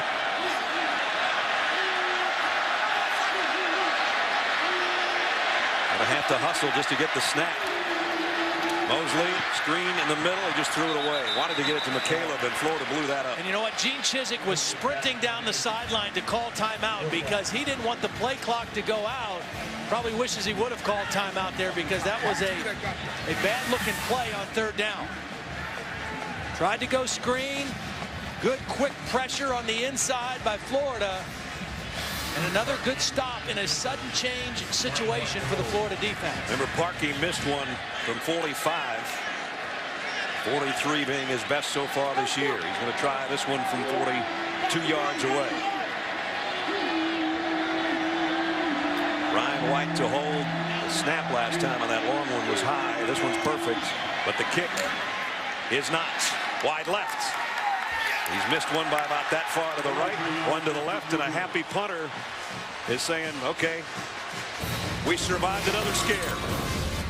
Score doesn't change. Excited Florida coach, his team only trailing by 1.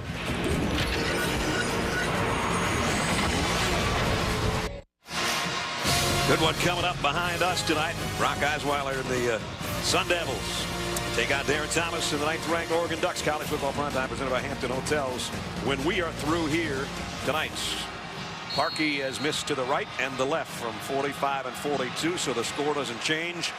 Auburn still with a 1-point lead. 10 minutes remaining in the 3rd quarter. Jeff Driscoll in at quarterback for Florida. Rainey on a draw, trying to cut to the sideline, looking for some help, and he ran himself into a 4-yard gain.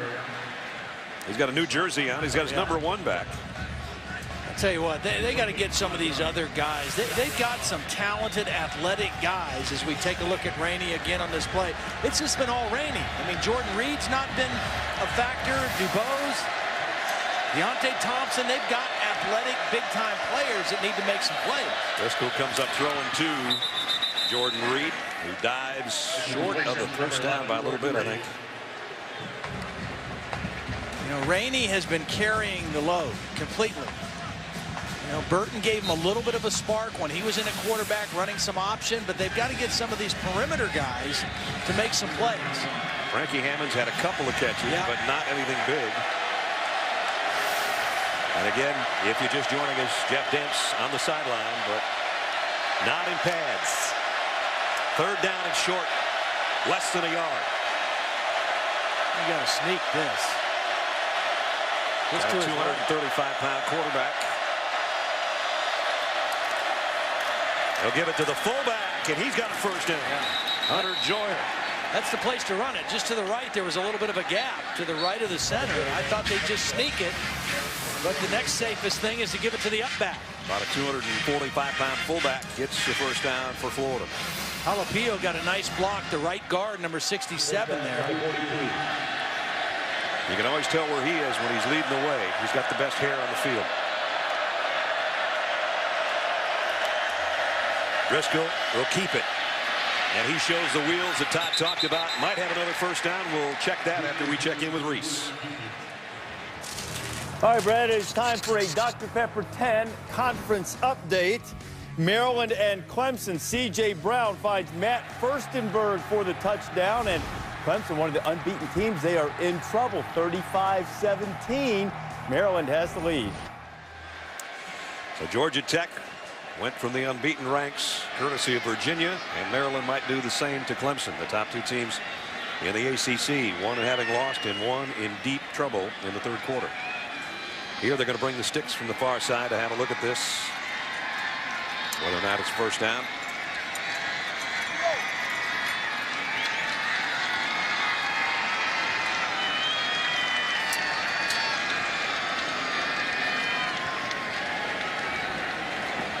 That's as close as you can get. Just a few lengths shy of the first down. Nice opportunity to maybe take a shot down the field, try to stretch this defense. As you see Driscoll trying to stretch for the first down. Just short. Second and less than one now.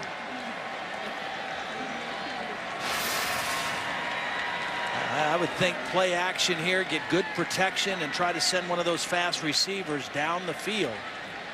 Driscoll was injured, as was Brantley in the Alabama game. John, by the way, we haven't talked about him. The starter, we did mention him earlier that he had started the season pretty good. And Will Muschamp telling us yesterday that the hope is that Brantley will be back for the matchup in Jacksonville with Georgia.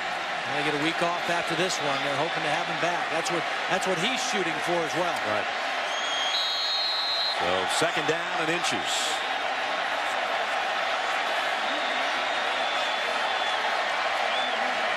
Rainey, flea flicker. Back to Driscoll. Loads and fires. Got a man there. It's Reed, and he overshot him. It would have been a touchdown. Well, they had the shot. I mean, that's the perfect time to try it. Not only did they go play action, they went flea flicker, and Jordan Reed was wide open. You get a guy wide open, throw it right at him. Don't worry about leading him too much. I mean, he's got 5 yards on the defender. Just throw it right at him. Even if he has to slow down a step, that's better than overthrowing him by 5 yards. Second straight third and inches on this drive. And Driscoll in the backfield is going to be brought down. I didn't like that. You put the quarterback in the shotgun on 3rd and inches, so you automatically take the ball 5 yards away from your first down. Just leave him under center and either run the fullback again or sneak it. Jonathan Evans makes the play. The outside linebacker, 35, just stayed home and held on. So the two freshman quarterbacks.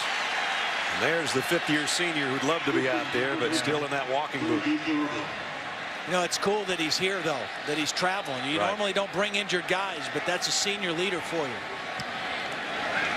And now Bray going to get out of the way of this punt. This is going to be a dandy. for Christie. It's going to roll dead around the 7. 7:26 remaining third quarter. The young quarterback talking with his offensive coordinator, the veteran, on the sideline.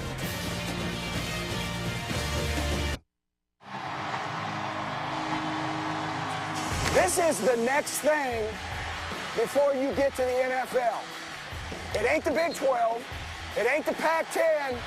This is as close as you're ever going to get to the NFL. This league, every week, against everybody. Y'all signed up for it. You're here. And it ain't changing. Gene Chizik at a team meeting earlier this year with those comments. And right now we got kind of a, I don't know, a Steeler-Raven game going or something like that. It's 7-6. Defensive struggle. Some miscues on special teams have been costly tonight to Florida. And on a broken play, Auburn has the only touchdown of the night. On a free play, I should say, on a penalty against the Gators that Trotter took advantage of with a touchdown pass to D'Angelo Benton. That's our only touchdown of the night. Now it's Mosley in at quarterback. And Dyer looking for a place to run. Only got 2. Holly? Well, guys, they're falling like flies over here for Florida. Caleb Sturgis, their kicker, is out for the game, so Christie, their punter, will have to take over place-kicking duties. And right now on the defensive front, big number 44, Leon Orr, is into the game. A redshirt freshman taking over for Dominic Easley, who ran out and we think may have had x-rays on a right arm injury. Also, their left guard is out, guys. Easley, they're retaping his right hand, so hand or forearm as Mosley goes deep. And what a catch by Quindarius Carr. 42 yards, biggest play of the night. Well, this is a beautiful throw by Mosley, and a little push-off Carr got away with right at the end of the play. You see the defender, Watkins, calling for the penalty against the offense. There was a slight push before the catch. And that back to the ground game as Dyer cuts it outside. Goes down inside the 45-yard line. A pickup of 5, and we pick up Reese Davis. Reese. Brad, another of the unbeatens, Kansas State, going on the road against Texas Tech. Back and forth game. Colin Klein to Chris Harper, the former Oregon player. A missed extra point early in the game. The only difference right now, 28-27, third quarter in Lubbock. Here a 1-point game with 6 minutes remaining. Frazier back in at quarterback. The freshman Kyle Frazier joined by Dyer behind him. They fake the counter, and it's Frazier running all the way on this one. He's short of the first down, but he did get it to the 40. He's about 2 feet shy of the first down marker. Now, one of the things for Auburn, too, Phil Lutzenkirchen, one of their real leaders, a key blocker, is really favoring his right arm, right elbow, something. He just took himself out of the game. And his backup is Ladarius Phillips, number 37, who's a big fella, 6 foot, 291 pounds, but just doesn't have the playing experience that Lutzenkirchen has. There you see the 291 pounds poured into the Auburn jersey. Dyer, the Wildcat, direct snap, hitting the backfield, and I mean, he's going to lose big-time yardage. Good job by the Florida defense. Matt Elam and company. And that'll fire up their head coach.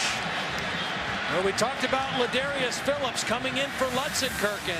All right, you got to be ready to strap it on when you come in, because this Florida defense is coming after you. They run right through him and bottle up the play. Elam finishes the play, but they just got penetration right away into the backfield, and Dyer had nowhere to go.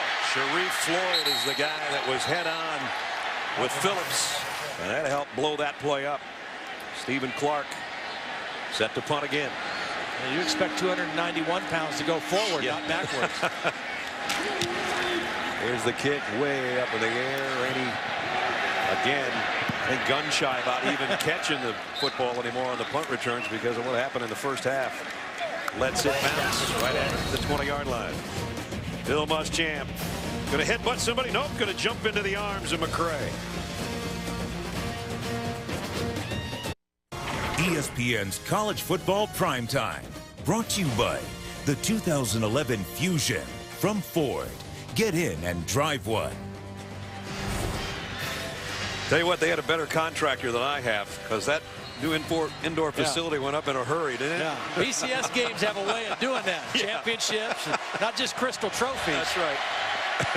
Beautiful indoor facility here at Auburn. Florida from the 20. Comes a blitz off the corner. Driscoll wants to throw that way and does to Burton. And Burton's going to get a first down. Pickup of a dozen. Now see, earlier we saw Florida try to throw a screen like that where it's just a quick block, but you've got to get rid of it expecting corner pressure. Burton just gets enough of a block on the corner, White coming, to slow him down, and Driscoll able to throw the screen right in the area that White left. First down for the Gators, trailing by 1. Play action, Driscoll. Looked like he was going to pull it down and run, but he throws instead and got it to Reed. And did he catch it? Yes, he did. Trying to understand why the referee threw his hat down. The linesman threw his hat. Usually you throw that if he stepped out of bounds. I was going to say he didn't step out of bounds and come back in, did he? Yeah, he did. His left foot was out of bounds. The ruling on the field is that the receiver stepped out of bounds on his own, caught the ball out of bounds. It's an incomplete pass. Good call, guys. And a great shot from the truck.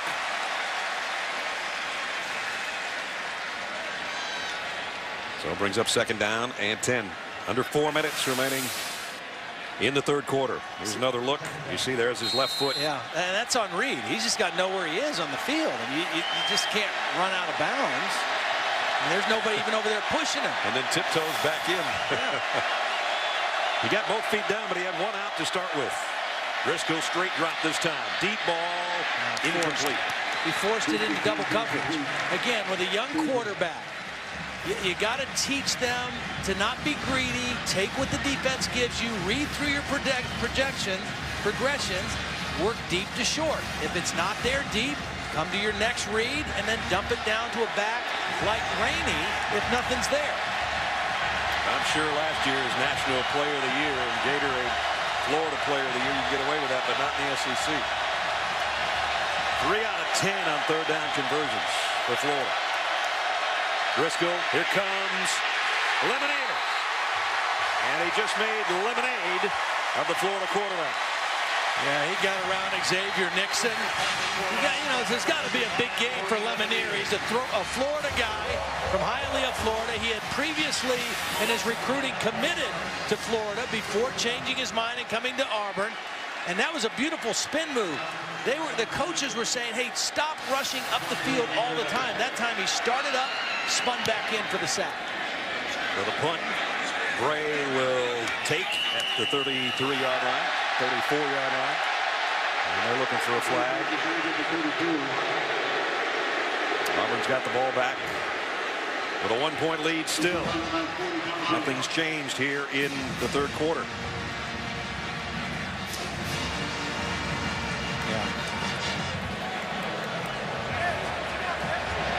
13 punts, 13 points. Points, punts, yeah, potatoes, potatoes, whatever. I'll tell you what we haven't seen yet is we have not seen a trick play from Auburn. Well, they tried the fumble rooster. Oh, yeah, they did. That's right. You're right.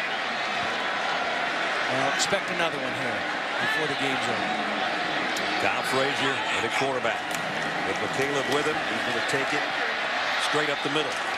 And got near the 40-yard line. Check in with Reese Davis. Reese. Brad, Georgia and Vanderbilt. Bulldogs have just taken a 23-7 lead. They kick off to Andre Howe. He's got an alley. Have fun, expect to win. 96 yards. James Franklin's team's hanging around. 23-14 Dogs. Here in the SEC on ESPN, 7-6 Tigers leading the Gators. 83rd meeting between these two SEC teams, but they haven't played in 4 years. 2007 was the last get-together. Here's Mosley, play action. Hit as he throws, but he got it to Lutzenkirchen for the first down. You know what? Had he not been hit as he threw, that thing might have sailed over Lutzenkirchen. It might have, but I'll tell you what, it was a nice touch because Matt Elam was in coverage, the safety, and he couldn't throw this flat. He had to put some air under it to get it over Elam, and that's a beautiful touch to Lutzenkirchen. And a first down just outside the 45. Now back to the ground game. Dyer into the secondary. Michael Dyer going backwards, forwards, sideways, all the way to the 28-yard line. Now that play looks like what Florida saw the last couple weeks, with Trent Richardson running, Spencer Ware running, missed tackles at the point of attack, and a big bruising back just carrying defenders for extra yards. That's been an all too familiar sight for this Florida defense the last 3 weeks. 18 yards. In fact, this time they'll drop for a 2-yard loss by Matt Elam.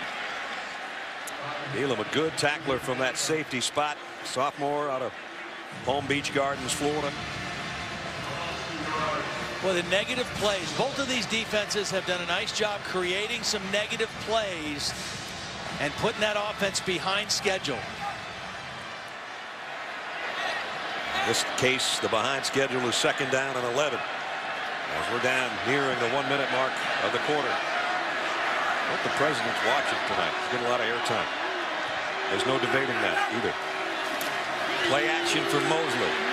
And he's in trouble. Flags down. We're going to have a holding call as he throws it away. Chad Slade, I think, is going to be the guilty party, trying to keep Easley and those guys on the inside away from the quarterback. Well, Chad Slade is starting tonight for the injured Jared Cooper. He had to come in and play a good portion of the game last week. The redshirt freshman. Holding. Offense, number 62. That penalty is 10 yards from the previous spot. 2nd down. There you see him, 62. Got a hold of that jersey.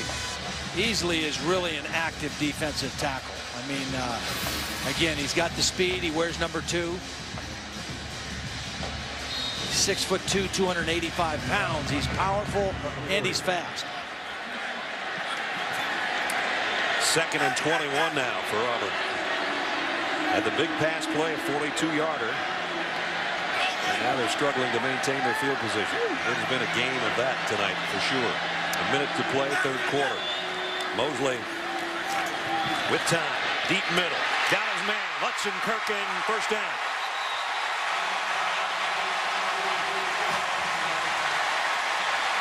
Needed 21, got 23. Well, Lutsen Kirkin put a great move on the safety, Josh Evans, number 24, and then Mosley with perfect timing, getting it there before the other safety, Shaw, could come over to make the tackle. Florida defense lets Auburn off the hook on a long yardage situation. Now they go back to the ground game as they are down inside the 15 in the closing moments of the 3rd quarter. Auburn's offense with a little bit of spark behind the number 2 quarterback, Clint Mosley, who's thrown it pretty well since taking over for Barrett Trotter. I think Gene Chizik wants to let his offense catch their breath. Let's go ahead and play the first play of the 4th quarter on this play. He meets his team as they come to the sideline. In a 1-point game in the SEC on ESPN. Hang around for the 4th quarter. Could get interesting. End of 3. Auburn 7, Florida 6. As we're set to start the 4th quarter, remind you Monday Night Football. Dolphins getting together with the Jets. 8:30 Eastern, also available live on Watch ESPN. Coverage starts 7 Eastern with Monday Night Countdown served by Applebee's. 4th quarter, Auburn leading by 1. Trying to add to it here. Kyle Frazier in at quarterback. Gives it to McCaleb on a corner. Ontario McCaleb, did he get there? He did. Touchdown, Auburn.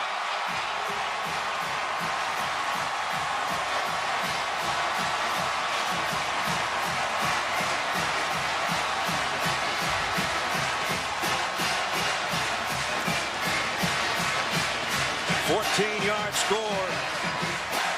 Caps a 66-yard drive. On the first play of the 4th quarter. Parkey in for the point after. Is good. Well, Auburn kind of fooled the Florida defense with formation. They really overloaded the right side. They made it look like they were going to run this way. And then they bring McCaleb back this way. It's not It's not great blocking by any stretch. It was just the speed of McCaleb, and they caught the Florida defense expecting something else, and the speed of Ontario McCaleb got it to the end zone. 3 Gators out there, all great athletes, but not quick enough to find number 23 in time. This is a guy we knew would impact the game tonight with his touches. That his best touch of the night, a 14-yard touchdown. You know, and you go back to Gene Chizik saying to his offense, let's not run a play here. Let's let the clock go out at the end of the third quarter. Let's come over to the sideline. Let's catch our breath. Let's make sure we get the play that we want on 2nd and 8 here. And then they go down the other end, and they execute it beautifully for a touchdown. That's the first rushing touchdown of the year for McCaleb. And it's a big one here, one play into the fourth quarter.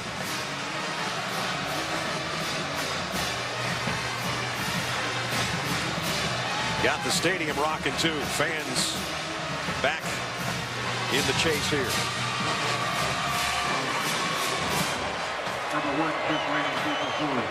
Florida in the second half, only 2 first downs and only 21 yards of offense. And they're going to have to find some offense now.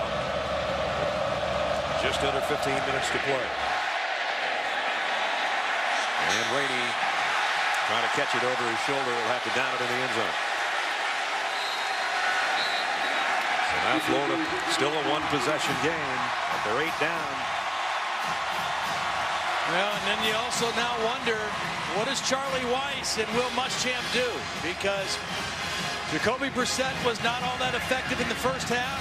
Jeff Driscoll has not been all that effective throwing the football in the second half. And Florida trying to avoid their 3rd straight loss.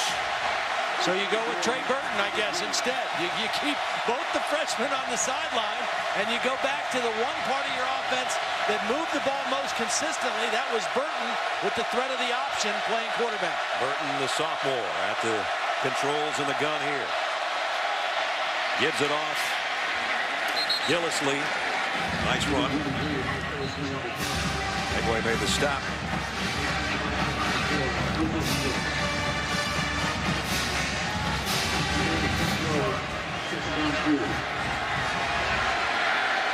Six-yard pickup, 2nd down and 4 as you look behind Trey Burton.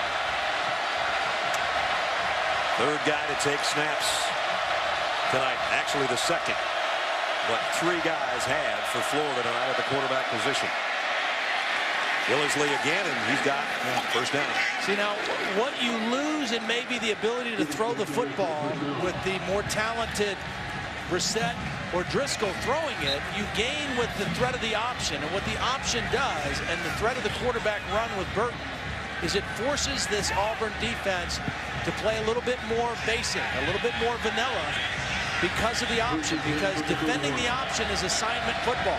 You got to make sure you account for the back, for the quarterback, and for the pitch man. We saw the first 4 games, the last 2, and tonight only 136 total yards so far for Florida. Comes a blitz. Burton's going to keep it. And Lemonier will track him down. Along with Angelo Blackson. Now this is the safety's going to try to drop down in here late, get an extra defender. Again, when the quarterback runs, you gain an extra blocker. Gillisley was out there leading. Burton thought he saw a crease to cut it back in. Only picked up a couple yards. 2nd down and 7 as we approach 13 minutes remaining in the game. Gators trail by a touchdown and a 2-point conversion. And here's a flag flying in. Yep. Auburn got a nice stop, and it looks like it might be a holding on Florida. And I say if you're Gene Chizik, you go ahead and back him up. Even though you got a good stop on 2nd down, I'd back him up behind the chains here and make it 2nd and very long. Alapio was close to the play. I don't know if he's the guilty party. Personal foul, face mask. Oh, the other way again. That's twice. That's twice. Correction, 98. It's that thrown. throws us 15 yards from the previous spot. Carries an automatic first down.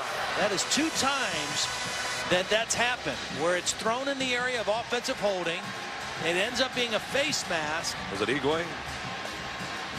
Wow. You could see rather, Gene Chizik saying, on who? Watch the end of the play on the right side of the screen. 98 gets good penetration. It wasn't 98. I'm not sure who it was. No, I don't either. 94 is Igwe. He was in on the tackle. Driscoll at quarterback. Drops to throw. Going deep. Into coverage. Almost intercepted by Nico Thorpe. And again, Jordan Reed was the guy who was aiming it at, but it was beautifully played back there by the Auburn secondary. It's just not there. I mean, you don't throw late down the middle of the field with a deep safety. I mean, he's so lucky that that wasn't intercepted. You take a look. If it's there, great. Take a shot at it. If it's not there, you got to find a check down and dump it off and hope you get a positive game. And again, that's the whole learning process for a young quarterback. Read your progressions. Take what the defense gives you. Second down and 10. 12 and a half to go. Florida needs a touchdown. Lemonier coming with pressure again. Driscoll throws the other way and completes it to Hammond, and that's a first down toss. That shows you the strength of Driscoll's arm. I mean, both of these young quarterbacks have great arms. That's a throw from the left hash to the right sideline. Very little air under this throw. This deep out. Thrown with timing. A nice first down for the Gators. Frankie Hammond coming to the plate here a little bit tonight. Yep. Fourth catch. He'll go out and get a breather. Dunbar and Thompson, the wideouts at the 40-yard line. First and 10 Gators. Driscoll has a look at that wristband. Steps back into the shotgun. There's his numbers so far. He loads and fires too high this time. Intended for Dunbar, and we check in with Reese. All right, Brad, Clemson still roaring back, trying to remain undefeated. Now down 38-27 at the Snake Pit of Bird Stadium in Maryland. How about Sammy Watkins, his second touchdown catch of the night? 38-35. They're just now going to the fourth quarter on ESPNU. That one far from over. This one, a one-possession game. Florida in Auburn territory. With a second down and 10. I backfield. Haven't seen a lot of that tonight with a quarterback under center. The throw is going to be out quickly to Thompson. Thompson trying to get a block out there from Dunbar. Another hit. Yep. That was really a nice job by Thompson, showing patience to wait to read the block of Quentin Dunbar. He hesitated a little bit to let Dunbar get a good seal on the block, and then he got hit late out of bounds. So for the second time on this possession, we're going to have a 15-yard penalty against the Auburn defense. Two killer penalties. After the play was over, personal foul, unnecessary roughness, defense number 25. That penalty is 15 yards added to the end of the run. First down. Darren Bates has had a heck of a game, but that is a bad penalty right there. Watch the block by Dunbar and watch the little hesitation by Thompson, just enough to gain a few extra yards, and then the clear hit out of bounds by Darren Bates. Thompson was 2 yards at least out of bounds. Florida on the march here in the fourth quarter. Both teams 4-2. Both teams need this win. On the ground, Rainey with a power run for a little guy. I'll tell you, his toughness is impressive to me. I mean, you called it. He's not very big. 5'9", 175 pounds is his program listing. So he may not be that big, but he is not afraid to stick his nose in there and run in between the tackles. He's not just looking to get outside and run on the edge.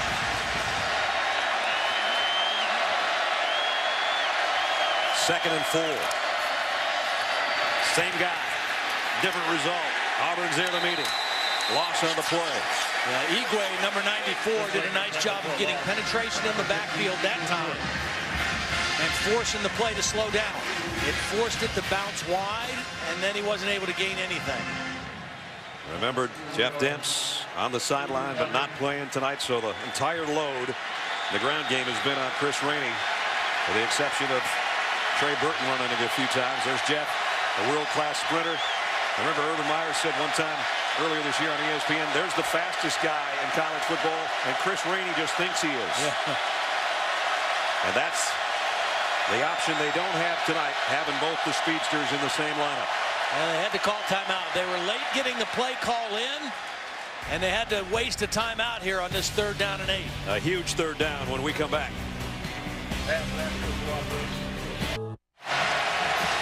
Biggest 3rd down of the night is at hand. Florida trying to tie the game up, or at least get a touchdown to close the gap. But they've got to get all the way to the 12-yard line right here. Rainey and Burton with Driscoll in the backfield. Driscoll flares it out in the flat. Burton wheels around, almost lost his footing, and he only got to the 15-yard line. Now does Florida go for it here on 4th down? Boy, I thought this was going to be a big-time play because Auburn brought pressure. And they faked to Rainey and slipped it out to Burton. I thought he was going to be able to run for a 1st down. They're going to go for it. Well, they got kicking issues. Right. And so it's a 1-score game. So, you know. There's Sturgis. He's out for the night. That would have put Christie, the punter, in for a field goal. Who dropped one trying to punt earlier in the game. 4th down for Florida. And now Auburn's going to take a timeout.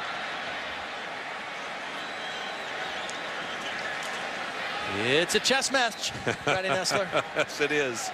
With 9:36 remaining in the ball game, we expected a tight game, and we've got it right now. Gene Chizik knows full well that this is the 4th down of the season. Yeah. With both teams at 4-2, and we're down the last 9 minutes. You got to have this hold. Yeah. If you're Florida, you got to have the 1st down. Well, you got to have the 1st down. I mean, I guess you're thinking if you're Will Muschamp, there's 9.5 minutes left. Your defense has played pretty well. Right. You know, so even if you don't make it, you're still only down 1 score. You still can kind of play field position here. But obviously, your first goal is let's get the right play called here on 4th down to pick up the 1st down. And again, remember, because of their kicker being injured, it probably influenced what they wanted to do here in a big way. And it's not exactly like you want your punter out there just saying, oh, okay, let's try a field goal just because you're normally kicking the ball. They didn't want to put him in that situation. So they need to get to the 12-yard line. And this is the play of the game. And Ted Ruth is telling his defense that. Michael Dyer's just having fun on the sideline right now. You know, if I'm Jeff Driscoll now, I'm expecting pressure from Auburn. And I'm expecting them to come after me and try to put me in duress. And Jeff Driscoll is also a very good runner. If he gets a lane, he might be able to run for a 1st down here. The guy that's caused the most duress tonight's been number 55, Lemonier. He's in his track stance right there as part of that front for the Tigers. 4th and 4, Florida. Driscoll fires, and it's over the arms of Deontay Thompson, incomplete. Chris Davis was covering. Now the ball just sailed on Driscoll. He had single coverage. It would have been a 1st down. He threw the ball too high. 9.5 to play. Can the Tigers hold on to their lead?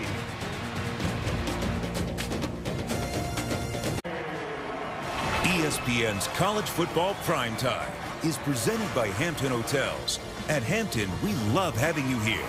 And in part by Chevrolet and their award-winning cars, trucks, and crossovers. Well, some good-looking dunks from Midnight Madness last night. Wasn't really midnight, but last night's. Basketball season underway, or at least practice is underway officially for everybody today. Auburn leading here 14-6, 9.5 remaining in the ball game as Florida failed on a 4th and 4.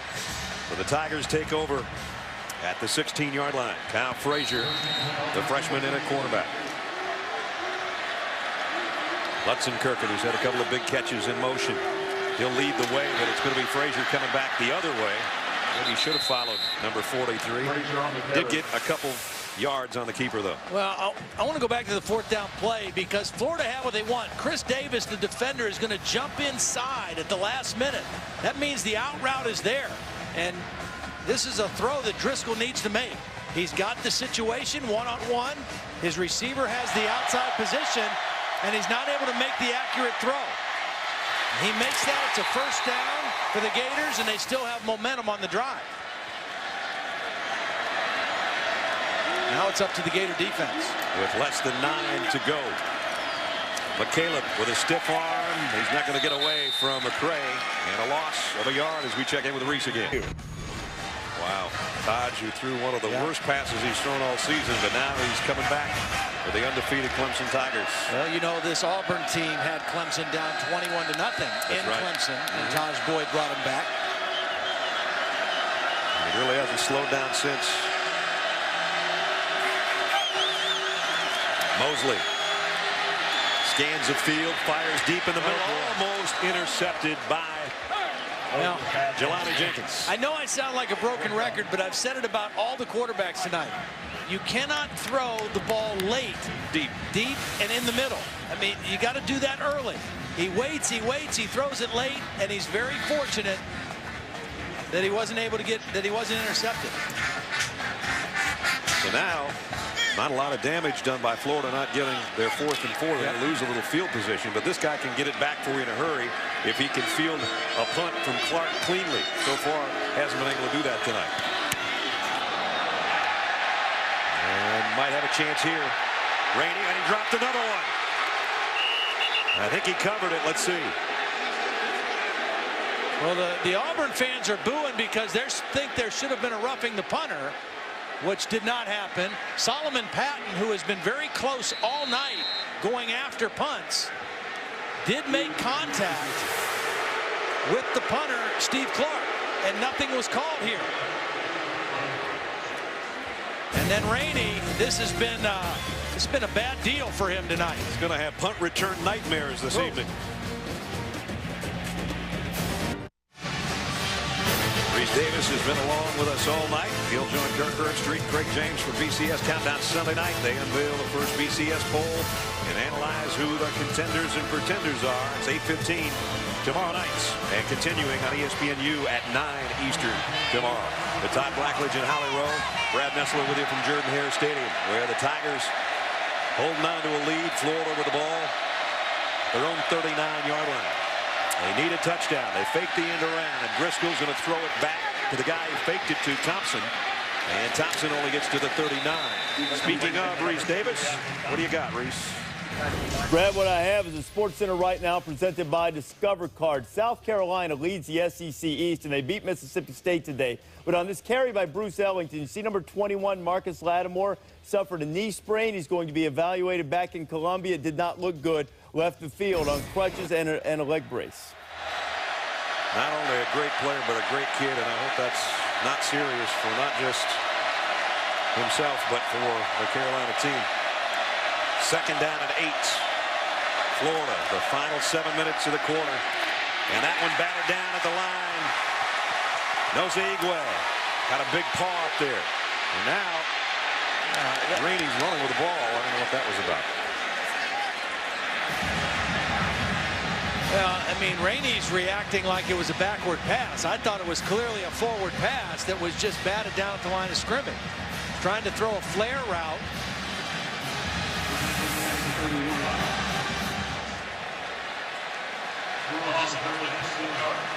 It was forward pass, but the deflection made it go backwards.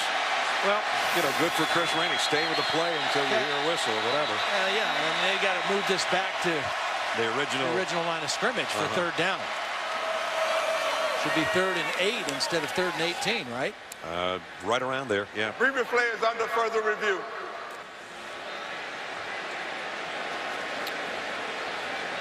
Robert Rougeau's our replay official. Talked to him before the game, and they'll take a look at this. Looked clearly like it was just a ball that was going to be out in the flat, but deflected backwards. Tell you what, a couple of these linemen for Auburn, Igwe and Lemonier, actually all those guys on the front for Ted Roof's defense really played hard tonight. Come up with some big plays. Well, Xavier Nixon, number 73, was in such a hurry to get out in front of this play that he let Igwe have too quick a path to the quarterback. That ball shouldn't get tipped. Basically, Rainey was at the 35-yard line, and Driscoll was at about the 31 when he let go of the pass. So that was the path that the ball was supposed to head to.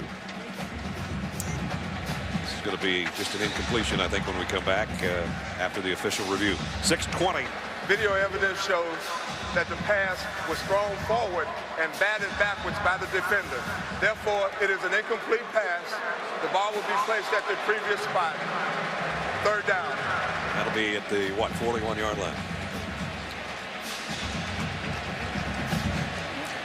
Well, Florida 3 for 12 tonight on third downs. Auburn not much better at 1 for 11. So both of these teams have struggled mightily in third down situations. Ledge, they might not get any more opportunities pretty soon. Yep. That means the third down couldn't be much bigger than it is at the 6:20 mark. They need a touchdown and a 2-point conversion to tie this thing up. They have only 2 field goals to show for their efforts on offense tonight. I just keep thinking, thought from the very beginning of the game, you know, when is Jordan Reed going to show up? He's a big target at 6'3", 240 pounds. A little bit bigger than most defensive backs or safeties that would cover him. And he just has not been much of a factor. They've aimed it at him a couple times, but ill-advised throws down the middle, as you said, deep and late. And then he had the one catch that was negated when he stepped out of bounds on his own before coming back in to make the catch. I just think you call something that's kind of a sticks route right here, where you just get to the first down marker. Your routes take you to the 50, and then you just find the open guy.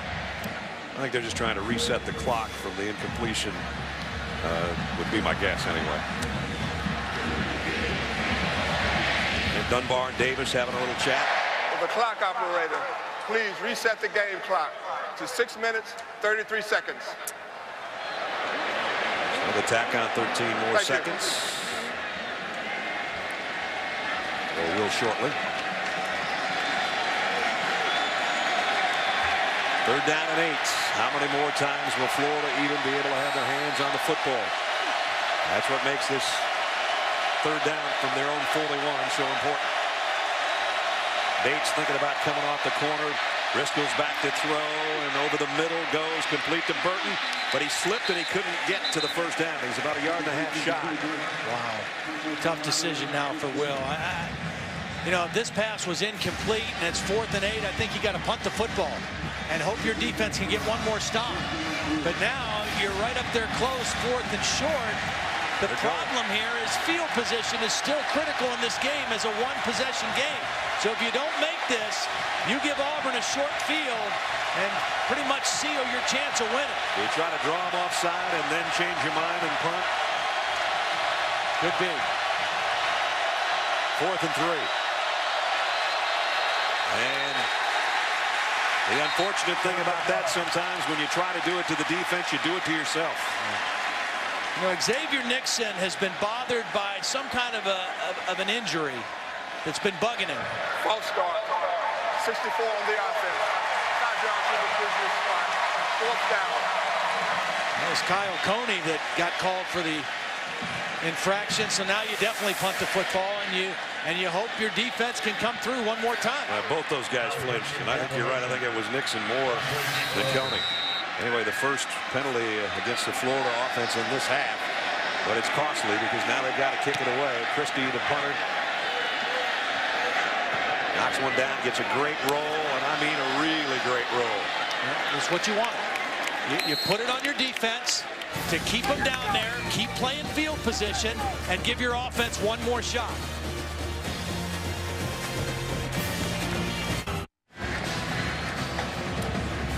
And my partner, Todd Blackwood, was playing catch with Coney Parkey's little brother this morning in the parking lot of the hotel, and his numbers were better than all of these quarterbacks so far tonight. Been another rough night for signal callers in the SEC. Brissett, who started the game, Driscoll, who's been in most of this half, Trotter, who started the game, and Mosley, who's been in this half for Auburn. But lo and behold, 1 for 8 for Trey Burton. He's got the best completion percentage of the night. Well, right now, if you're Auburn, you're thinking, take care of the football, and let's get a first down. But take care of the football first. Let's see if Michael Dyer can grind out some yardage for us. Not very much on the first carry, although he's still got his feet moving. Got out to the 5, maybe the 6, before he's pushed back in his own end zone, and we check in with Reese Davis. Brad, want to put your finger on the primetime pulse. What in the world is going on ESPN2? It's early, but Kansas has a touchdown. It's only 10-7. Oklahoma has the lead on ABC. Bank of America 500 at Charlotte. Kyle Busch is leading the race right now. They're under caution. And on ESPNU, Matt Furstenberg just scored for the second time tonight, catching a tight end touchdown pass. 45-42. Maryland back on top of Clemson. That's a crazy one there. And the Terrapins home field. Here Auburn on their home field, but in a hole at their own 6-yard line. Frazier gives off to Dyer, and he's wrapped up again at the line of scrimmage. And again, Dominique Easley, who's had a big game, big old number 2. Well, Will Muschamp thought he felt like they matched up really well with their defensive front against this Auburn offensive line, and they've done their job. Remember, Auburn's got a true freshman center, too, which doesn't help the cause. Not that he's not a good player, but you'd like to have maybe a fifth-year senior playing that spot. That's Reese Dismukes, the freshman. That's a tough position to play as a freshman in this league or any league for that matter. Even though Auburn likes to run tempo, they want to eat clock here. So they're taking as much time as they can between snaps. Mosley gives off to Dyer. And again, Michael, nothing there. So they're using the clock, but they're not gaining any yards. And they're going to have to punt. Their punter's going to have to be standing in his own end zone to punt the football. But remember, it's been an adventure all night long on the other end. Oh, boy. Trying to field punts, I'm talking about. And with that, Chris Rainey's not even back there. Robert Clark is. I think it's a good move because Rainey has just not looked comfortable. Now, the question is Rainey in as a rusher because he's a great punt blocker as well. Yes, he is. Yes, he is. He's squatting down right now so as not to be seen. School record and SEC record of 5 block punts in his career. As you look behind Clark. Clark gets the kick away. Clark on the other end with the fair catch, and he dropped it. Are you kidding me? Wow, Auburn's got it. Well, you can't advance, but they've got it again. How many snafus on punt returns can you handle in one game? Much less a whole season, for that matter, has happened tonight to Florida. Oh, my. I mean, you did everything right. You punt the football, your defense holds, you put somebody else back there to catch the ball, you're just going to fair catch it. During the play, the kick was muffed by the receiving team, recovered by Auburn. By rule, he cannot advance the kick. The ball is given to Auburn at the spot of recovery. First down. And now they're 3 minutes away from the win. And the field position has completely changed. I mean, you know, you say offense, defense, special teams, all three equally important, and the special teams have killed Florida tonight. And remember, LSU scored or would have scored a touchdown on a fake punt last week that had Will Muschamp up in arms about his special teams play. I got a feeling he's going to blow a gasket tonight again. Straight ahead, Dyer. And now all they have to do is continue to chew the clock. Florida's only got 2 timeouts. And they got to use them. See, now they've already used 1 timeout. See, the last defensive possession, because they had them backed up so deep, they didn't have to use any timeouts. They were going to have plenty of time for their offense. Now they got to burn them. Florida. Down to 1. Their second timeout of the half. This will be a 30-second timeout. Will Muschamp trying to keep his troops in it.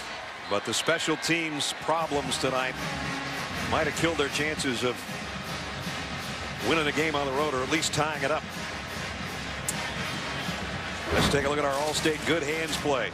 We know there's been some bad hands plays for Florida on punt returns, but this one on a free play. Barrett Trotter going up top, finding D'Angelo Benton for the touchdown. Our first of the night and the only one of the night for a long time before Ontario McCaleb scored in this half to make it 14-6.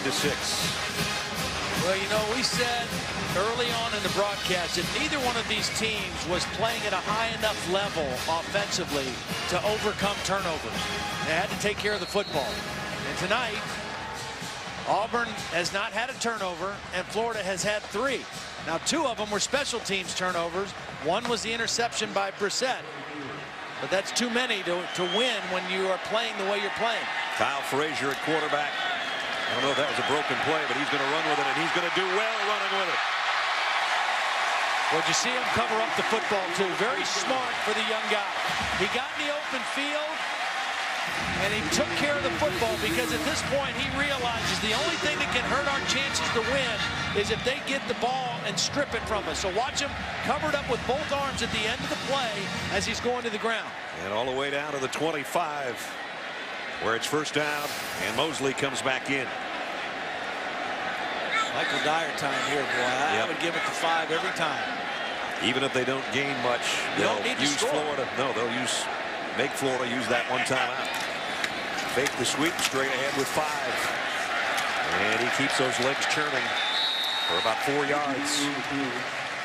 You know, and Florida's going to take its last time out. Yeah, the thing is, you don't need any points because even if Florida would happen to figure out a way to score a touchdown, they still have to get a 2-point conversion also to put the game in overtime. So, I mean, you are in perfect position to do nothing right now except hand the ball off to Michael Dyer.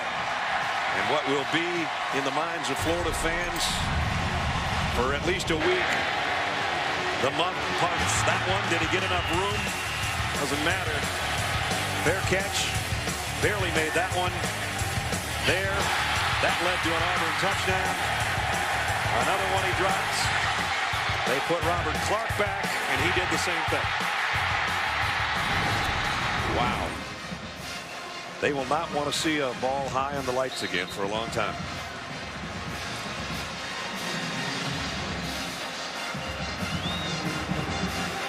Gene Chiswick knows that a first down here and things are looking pretty rosy. They got second and a long 6 coming up, but if they get to the 15-yard line, Florida's not going to have a way to stop it anymore. And it would be a 3-game losing streak for the Gators, much like a year ago. But for a first-year head coach, as Will Muschamp is, it would be the first time since the Charlie Pell days that Florida would have lost 3 in a row under a first-year head coach. Well, we showed you that graphic earlier. Last year, it started with a loss to Alabama, then a loss to LSU. Then the third loss last year was at home against Mississippi State, 10-7. And this year, that third game in the stretch is here on the plains at Auburn. The third down here, and Frazier's going to come back in, and Mosley will go out. The last time Frazier touched it, he faked it to Dyer and went 18 yards on his own for a first down. If he gets one here, it could be lights out for the Gators. He will run it, but he will only get about a yard. See, I don't think you line up and try a field goal here either, because you run the risk of it getting blocked. I think you let the clock run down, and you run one more play on 4th down and make Florida go the long field. Remember, Parkey has missed right and missed left tonight. No, you don't even mess with a field goal because, again, Florida has to score and convert a 2-point. And they'd have to do it with a freshman quarterback no matter who's out there. And no timeouts. Right. Kind of tough to do. They can run the clock down to around 42 seconds, maybe 43, somewhere in there. Gene Chiswick. All right, we got time. With a timeout with 46 seconds. And remember, Parkey, that one was wide to the right from 42. A 45-yarder was wide to the left. And we'll see whether or not they're going to put him out there. He's warming up. Yeah. I mean, if he hits this one, it's lights out well, anyway. Yeah, if he makes it, it's a 2-score game, and then it essentially is over, you know, for Florida. I don't know. I mean, he's missed a couple. I just think you run the risk of a potential block and something changing field position and changing the momentum of the game dramatically here in the last minute. But I do understand trying to get a 2-score lead. And we've seen that special teams tonight have been anything but special, really, on both sides of the ball. Yeah. I'm kind of with Todd. I don't think you can go, you know, 80 yards with no timeouts with a freshman quarterback in the SEC on the road. They haven't made a touchdown yet tonight. Right. They got 2 field goals for 6 points. That's all I'm saying. That's why I don't. But we'll see what happens here. Like you said, the last thing that you want to happen is to hear a double thud here. Boom, boom, meaning block kick. It takes everybody to do their job. Ryan White is the holder. Josh Harris will snap it. And they're going to give Cody Parkey another crack at it. And number 36 will try from 37 to basically ice the football game, or you would certainly think so. The guys that I would pay attention to if I'm up front blocking for Auburn would be number 2 and number 6. Jay Howard and Dominique Easley are going to line up right next to each other. Those guys are powerful and quick off the ball. We'll try to get inside push here on the field goal rush. And then the guy that you just saw on your screen, number 1, is standing about 6 yards away from everybody else because he's going to be flying off the corner. And that's Chris Rainey. Wouldn't it be ironic if Chris Rainey, who's had so many snafus on special teams, came up with a big one here on the Auburn kicker? So 46 seconds remaining in an 8-point game. And the officials still having a conference over there at the Auburn sideline. Maybe we'll find out what they're talking about. With the game clock operator, please reset the game clock. 41 seconds. And we said we thought it was going to be around 42 seconds. It's 46, so we're going to lose 5 more here.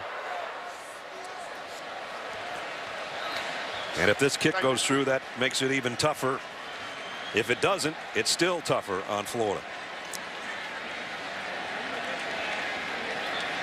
Well, Cody came into the game tonight 7 out of 8. But you saw his misses. And you can go from being a little bit of a goat as a field goal kicker to a big man on campus if you knock this baby in.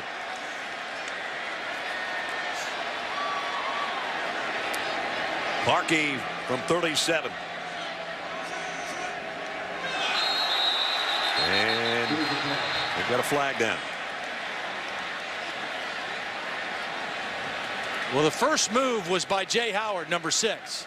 But there was movement right after that by the offensive line of Auburn. So were they drawn off by the movement of Howard?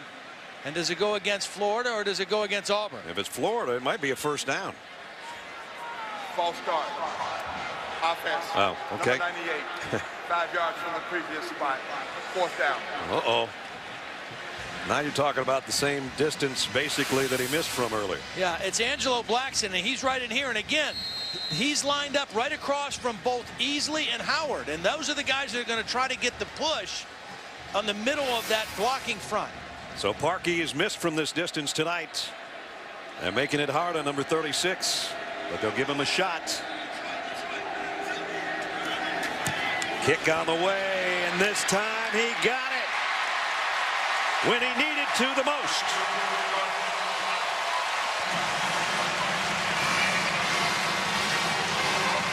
"42-yard field goal by Parkey after missing a couple from basically the same range, and Coach Chiswick says, you went right, you went left, you went down the middle." You know what I remember that happened on the sideline that was really pretty cool is when he missed the second one, the guys on the sideline, Michael Dyer, Phil Lutzenkirchen, were over there kind of joking with him, smacking him on the head, saying, hey, we still believe in you. And when they needed it the most, Parkey was true.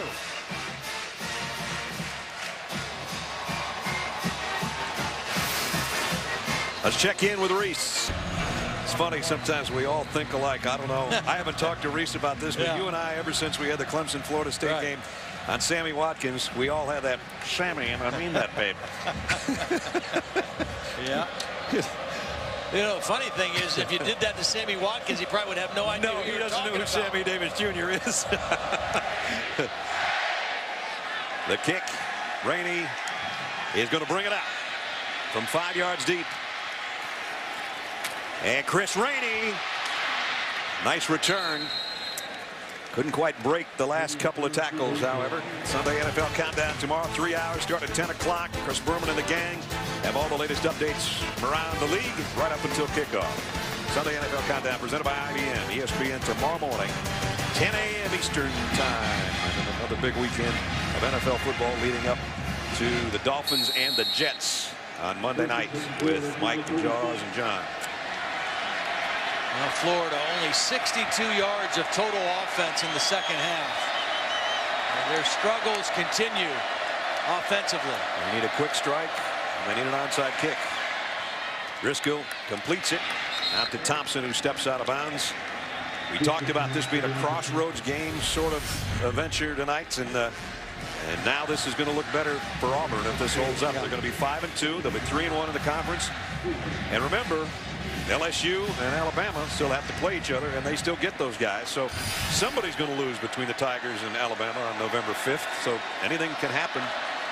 I don't know that they're in that category, but they're going to feel better about themselves here in about 15 seconds, that's for sure.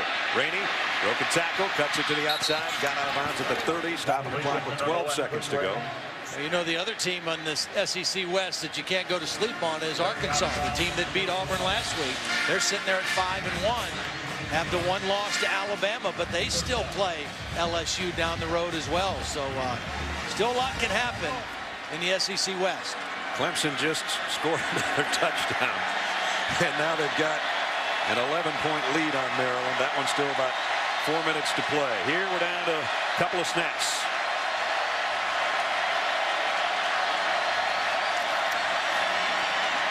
Driscoll steps up, fires deep in the middle, in and out of the hands of Jordan Reed.